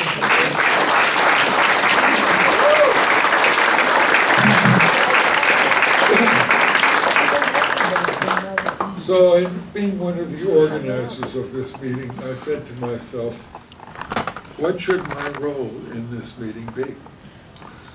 I could basically ignore the fact that some of the movement's finest activists, leaders, and long-term fighters are on the schedule, and preempt what they had to say by explaining their view. And that was a moronic thing to come to mind. And I decided to refrain and let the people who knew Marty personally tell the truth about who he was and what he stood for. We were proud to have Marty. He was a member of our national committee, our political committee, and every leading body of the party. He got on a plane or a bus or a train to travel to every event we ever organized anywhere in the world, including to the Middle East. He represented us before the Fourth International in Paris, France, in England. He went to Cuba, Haiti, and everywhere, and Brazil, and everywhere else, the world cried out for solidarity. Marty and his program expressed the best in our party, and in truth, the best in all of us. Just think, if we could continue the spirit of solidarity that was expressed by every one of you today, and keep that in mind for building a powerful movement to challenge the capitalist monstrosity that threatens life on Earth today. Don't forget your contribution to help defray the costs of this meeting. I'd like to ask Barbara Mutnick, who was part of the committee, to build this meeting, to stand up and just say hello. And if there's anybody that I missed, we had a committee of 12,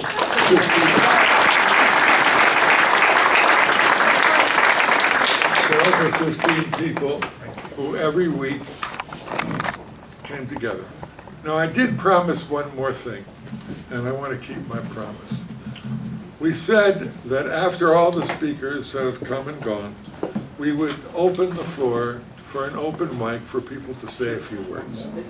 So raise your hand if you'd like to say a few words, and that's for a minute or so. And let's pass the microphone around. Will that do it?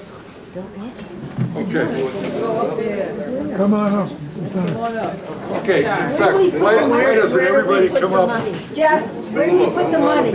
Everybody, come on up here and take the mic for a minute. And identify yourself, please. Hi, I'm Gil Obler. Recently, Marty called me to work on the tech infrastructure for the Julian Assange here in New York, and I visited the department a couple of times to show him the progress.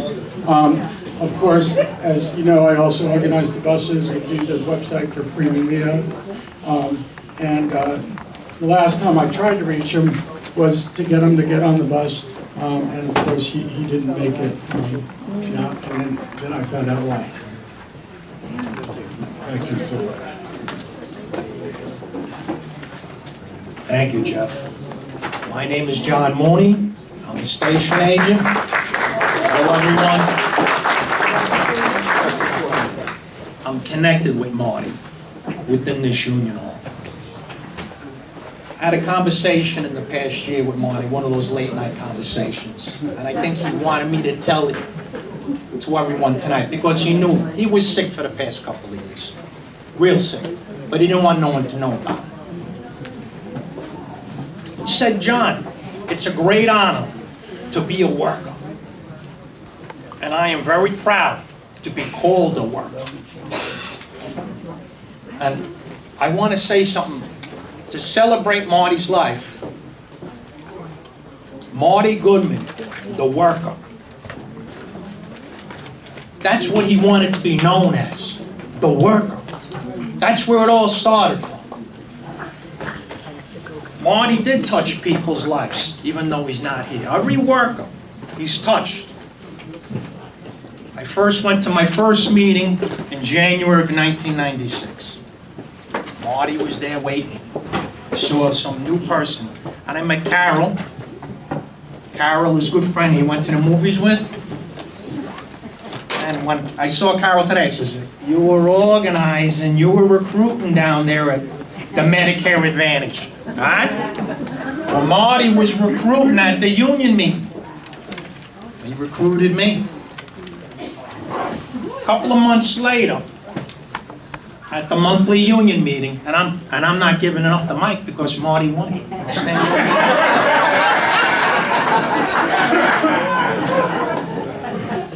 Am I giving up the mic? No. You have no idea who I am. Go ahead, John Mooney. Thank you, Rita. When I first got involved, discipline was horrible down here. It was called plantation discipline. You were under house arrest if you called out sick. You had to call in and out. I'm in the house, I'm out of the house. I'm in the house, I'm out of the house.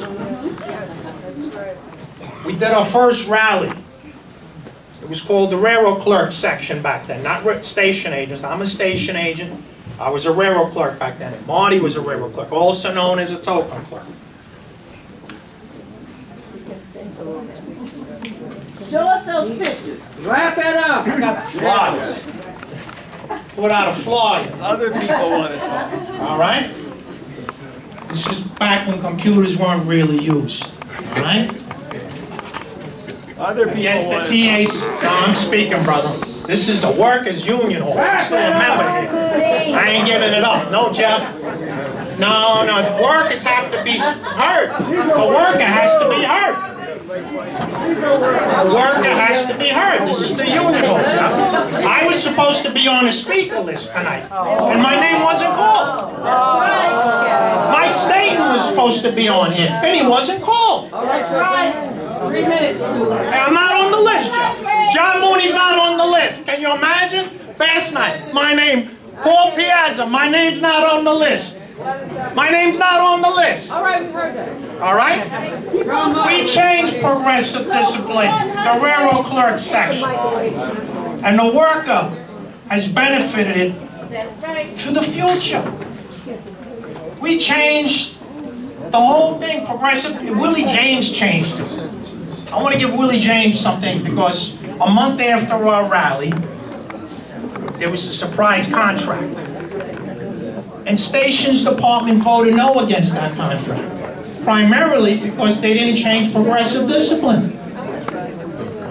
But Willie said on TV, I know what they're saying, and I'm going to change it. 3 years later, Willie changed it. John, we're going to take a vote. How many are for giving John 1 more minute? How many workers are going to vote for me? Let the workers vote for me. Let him wrap up. How many want him to continue If I don't do this, I'm forever? not John Mooney. That's it. How many want him to continue? A lot of abstentions here. I know. Please wrap it up, John. Come on, John. I wanted to say what Marty did for the worker. The workers' place here. What Marty did for the workers. The workers' history. That's right. Willie James said he was going to change progressive discipline. He just had to get that contract out of the way for jobs. You got a no-layoff clause in that contract. Now, 3 years later, Willie did change progressive discipline. I want to give some credit to Willie. And a year after that, when Willie went to the convention, there was one member of Stations Department that did vote for Willie. And she's here, Rita Lanier, okay? God bless you, Rita. She stood up for Willie. But progressive discipline changed in this union, in this work site, for the worker. And that was because of Marty Goodman's efforts. Continuous efforts, making those signs, putting out flyers, 472 booths. All right. Thank you, Marty Goodman, the worker. Thank you, Jeff.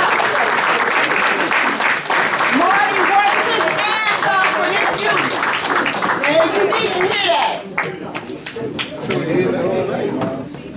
Now, y'all can do whatever you want. My name is Eric Josephson. I'm a retiree from the track department Yes, I am of Local 100. I would say that the pinnacle of Marty Goodman's intervention of this union and the leadership role he played came particularly in the 2005-2006 strike and its aftermath.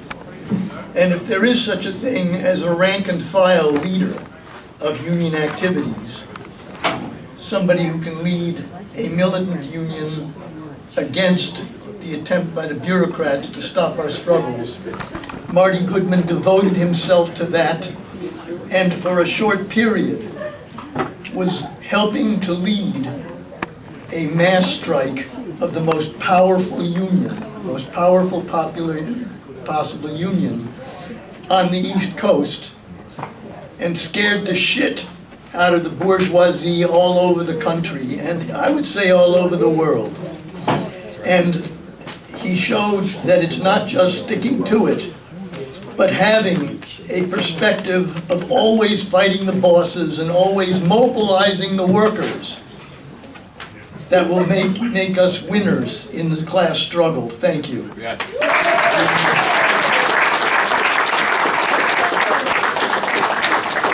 Hi, my name is Naima Itzchaik. I know Marty from Washington Heights. He was a fixture in our neighborhood. After October 7th, we started to vigil on 181st Street in front of congressmen that you're welcome to boo again, Espaillat. And he showed up there pretty much every week. Now, at the same time, I'm Jewish, and I belong to a synagogue, to a Chabad synagogue up in Washington Heights. Espaillat's assistant is somebody who goes to that synagogue, and she took care that the rabbi will throw me out of the synagogue since I participate in those vigils. After 18 years of membership. So then I approached a different synagogue, and I had this, I thought, this interesting idea of having men, Jewish men, in the vigil on 181st Street, putting tefillin on. I guess I should explain what tefillin is. It's what Jewish men, after bar mitzvah, wrap around their arm, like a black striped leather. I was under the impression, even though I didn't know that Marty is an atheist, but I approached him and I asked if he will be willing to do that. This was like some kind of a statement of, you can be an anti-Zionist and you can also be Jewish. And Marty said yes, to my surprise. Unfortunately, it never happened. Thank you. Hi, my name is Norman Resnick, and I'm a retired subway train operator. Yes, isn't that great? Marty and I first became friends when I had put him up so that he could take the railroad civil service test. And it had been one ride after another. Here I am, I'm on the Q train, distributing literature to the token clerks, railroad clerks, and I'm just about finished at a given booth, and who comes in from the opposite train? Marty. So, oh, did you get everybody in that direction? Well, yes. Did you get everybody in that direction? Well, yes. So then we decided to go to Coney Island, go to Nathan's, and just pig ourselves out like there was no tomorrow. Yes. Marty and I like to go to the movies. Yeah. Marty loved these action-adventure films. So did I. He didn't like bloodshed very much, though. Unfortunately, I wasn't able to go to many of them because I had responsibilities in my tenants committee. Anyhow, I think together, collectively, we did a great job, and it was just a hell of a ride.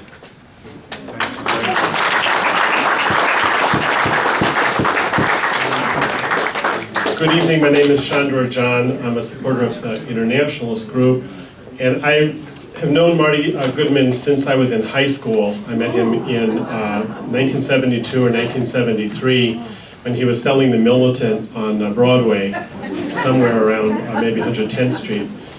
And we had a very good argument, which I've remembered for 51 years or so. The last time that I saw Marty, he was taking his materials in his bag. He was having kind of a hard time with them. And he was leading a protest in defense of the besieged people of Gaza, which was at the 42nd Street Library, and that was just a few months ago. Marty was a mensch. He really was the embodiment of solidarity. He was on the picket line for approximately 55 days at Hot and Crusty.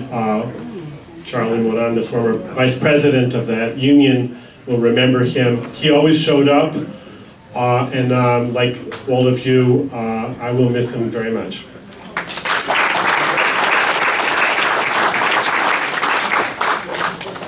Yeah, my name is Seth Rosenberg. I've been a train operator down here for 18 years. I'm also a revolutionary socialist, one of the few down here in the system these days. I'm also Jewish, if the name didn't give it away. And it's really important to talk about Marty's legacy because as sort of the next generation of radicals down here in the subway system, Marty was very influential and an inspiration. You know, I would go to protests, I would see him there. You know, I'm anti-Zionist, I would see him at pro-Palestinian stuff, and it was good to see other transit workers there, and Marty was everywhere.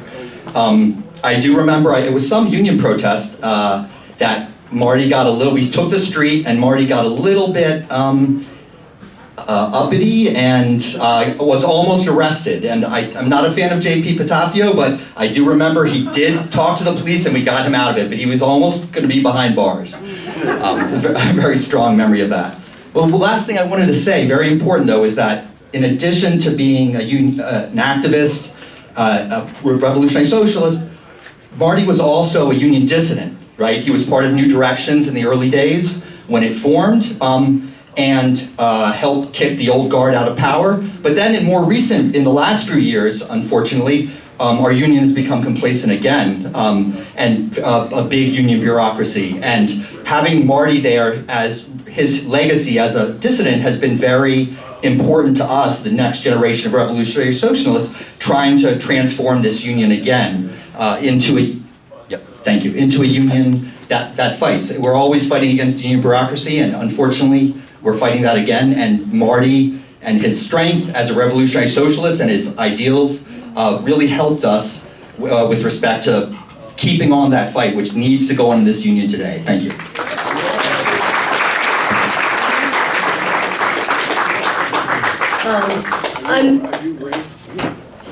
I'm Carol Yost, and I retired from Human Resources Administration in 2013, and I'm one of the retirees who are fighting to keep our Medicare.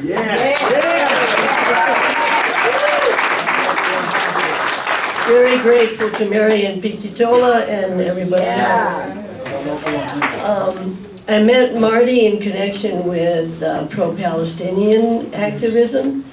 I'm very glad to learn so much more about Marty than I ever imagined at this meeting. Very grateful to Marty as well. When I started writing a play which featured a Haitian woman in the lead part and a lot of facts about Haiti, I asked Marty to read the play, a draft, to check it for accuracy. And I was so grateful for his encouragement. Not only is there a Haitian woman and a lot of Haiti issues and history and other issues, there's also a Jewish lawyer. And Marty liked the fact that there was a Jewish lawyer in there. So, rest in power, Marty, and thank you very much.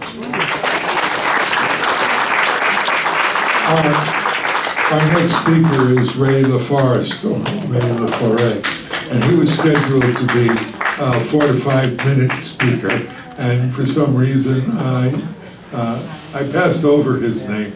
I guess we're all getting tired, so we'll give Ray a few more minutes. And let's welcome Ray, a lifelong Haiti solidarity activist, lifelong friend of Marty's, and a class struggle fighter for the Haitian people. Well, thank you very much. By the way, I'm proud to be in your company tonight. I enjoyed it, brought me pain, and I enjoy hearing stories about Marty. I met Marty around 1987, and I guess my contribution could be maybe on some level that I haven't been touched. To the person who claimed to be the youngest person, credibly, I may say, in the room, I may say that Marty did love life, and that I had Marty at my house for dinner many times, and after the demonstrations, we went to dinner. Usually he loves Spanish food. We went to the Dominican areas by where he lives, and he loves it. And he reminded me of Oscar in the movie The Odd Couple, because he loved his hamburgers and he put ketchup on everything, and he just made fun about all that healthy hippie stuff that had nothing to do with him. On a more serious note, I want to say that if you look at his picture, Marty was a brave man. Marty was fearless. If you look at his picture, he always was crooked. And the reason his right shoulder is raised, because he had a life deformity of his spine. And in spite of that, he carried that bag, which included many things from the organization, and flyers and all the activities that he was involved in. I remember when I had my own physical ailment, from which I'm doing better now, I'm glad to say. And I'm watching the television, and I see there's a news reporting on his neighborhood, and they put a station stairs, I think like 5 stories down, and here comes Marty Goodman, that's just a few years ago, with his hat on and his bag on. He's got the staff like Moses, and he's going down the stairs, and I say, oh, I hope that staircase is working when Marty comes back from wherever he's going. Last, I want to say that I've been with him in Haiti, in some dire, scary situation, and he never backed down. He always treated people with respect. I remember being in the north of the country with a priest who's been assassinated, called Father Jean-Marie Vincent, and sorry. And I remember Marty taking his shoes off to wash his feet in a little brook there, and then Jean-Marie Vincent imitated him, and that modesty, an assuming position. So his decision not to buy what the system had to offer was a conscious one. So my mother came to my mother's funeral a year ago, and he was dressed just the way you see him now. He had his, except he had his wool hat on, and his, I think, a green jacket, and he couldn't care less. And we were glad to see him no matter what. And if I was both foolish enough and lucky enough to have a young lady propose to me to maybe have a progeny, to have a child, I see my friend is smiling, I don't know why, I wouldn't mind naming him Marty Goodman LaForest. Thank you. Thank you, Ray LaForest. On behalf of the Haitian Workers Movement and on behalf of the Haitian Revolutionary Movement, we want to express our gratitude to Marty. And on behalf of Haitian progressives gathered here for the most part in that corner of the room. We want to say thank you, Marty.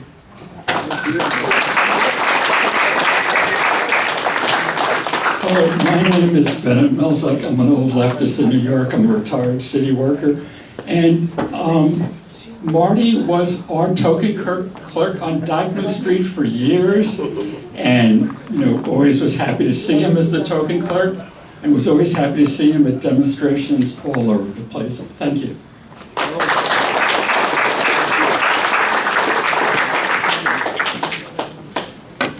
Hi, my name is Mitchell Cohen, and I want to give a shout out to the workers from Local 100 for saving Occupy Wall Street and coming down there when police were coming to arrest everybody, and the workers came down and stood in the way and protected the people in Occupy against Bloomberg and his fascist thugs.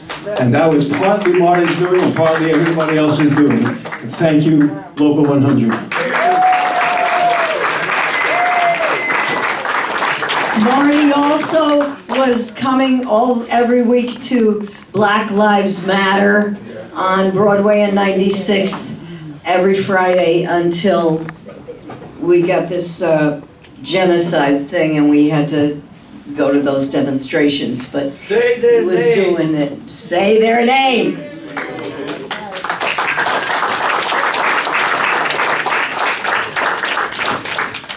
Assalamu alaikum. My name is Shahid Comrade and I'm a Secretary General of Pakistan USA Freedom Forum. Marty, we miss you. You really give us a very, very tough line to stand for the justice and truth and against any kind of genocide done by anybody. Yes, at this moment, I think 5,000 years at this moment in this hall and around this whole world, we are facing one of the worst conditions of that for the humanity's future of the humanity. You know what, Marty message? Keep doing what you're doing with a peaceful way. People will listen to you. Never give up. Yes, as a Secretary General of Pakistan USA Freedom Forum, I promise you, being an immigrant, being a worker, we will play our best role for the future of this humanity from United States. Amen. Only because you people are behind us. Maybe we have less knowledge, maybe we have less education, maybe we have accent, but you are our heroes. Marty and his family and everybody who worked for him, he was above some kind of Judaism or something. Yes, we all have a bias, but he cannot afford any kind of genocidal things done by anybody. Marty, thank you very much for your guideline. We remember you.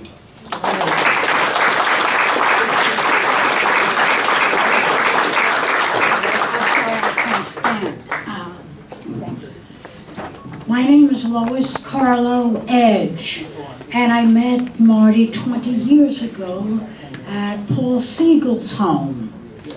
He didn't really speak. What he did was he showed us photographs from Palestine at that time. I was so impressed with him being a photojournalist. I truly hope that his work will be preserved, because I know how difficult it is to even preserve his remains. But as Cliff has said, a picture is worth 1,000 words. And his pictures are such a great tribute to the movement, and please, I would definitely contribute to that, to have his art and his photographs preserved. Maybe at Socialist Action, I don't know where, but if that could be done, I would be so grateful. Thank you.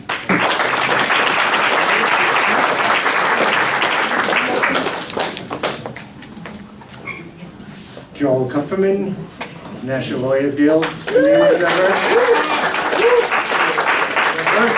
First, hats off to the TWU. They were there. unbelievable, especially after 9/11. It was the TWU, the health and safety people from that union that made sure that pointed out how bad things were and helped make things safer. So we owe them a lot for that alone, for saving tens of thousands of lives and really bringing truth to power. Second thing is, I think I have the most hours of any legal observer out there. And without fail, a lot of times I didn't know, where the demonstration is, the directions are off.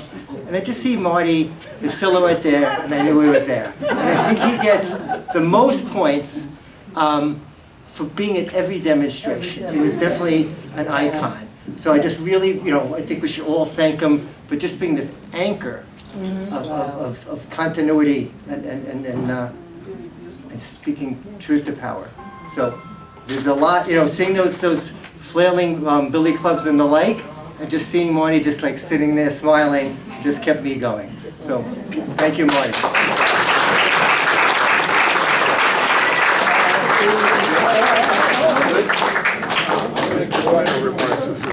So first and foremost, let me just say that to my friend, good friend John Mooney, you wasn't left off the thing and purpose. That was for sure. Okay, I want to make that clear. You are just as valuable as anybody that walks in this room. I want to say that first and foremost. All right, and you are appreciated. You are appreciated. I want to say that first and foremost. When the list was made, it was made up and then it came through. But we already knew that the great ones was going to be able to speak, and you certainly did, and that's fine. Okay, I want to make that perfectly clear. This is a union building, and we stand strong. We are union, and we want all of Marty's accomplishments and fights to be recognized, especially on a local level. He spent a lot of time fighting on our level, and I'd be remiss if I didn't say that certain things needed to be said. And one of the things that needed to be said was we need to honor our buddy with Local 100, right? Local 100, please stand.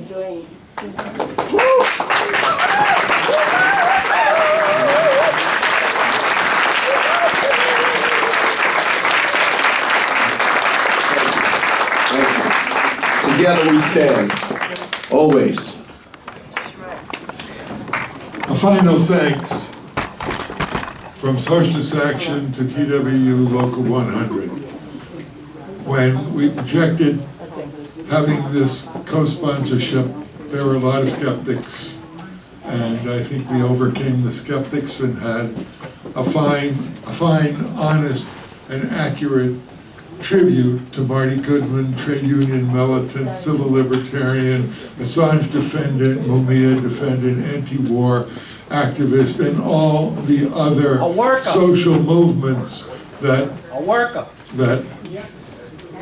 You wanted to be called Marty contributed to. a worker. Yes, there is no doubt that Marty was a member of a fighting working class organization and exemplary in his commitment. I want to thank you all for coming. Don't forget, we have to pay for the food, so your generous contributions, your checks can be made payable to TWU Local 100 or Socialist Action. You can bring them up here, put them on the table, and thank you. Long live Marty Goodman! Long live Marty Goodman!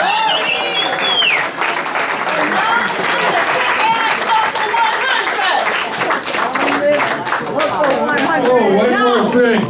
Would everybody please take all the garbage and put it in the garbage pails and leave your table clean as a whistle.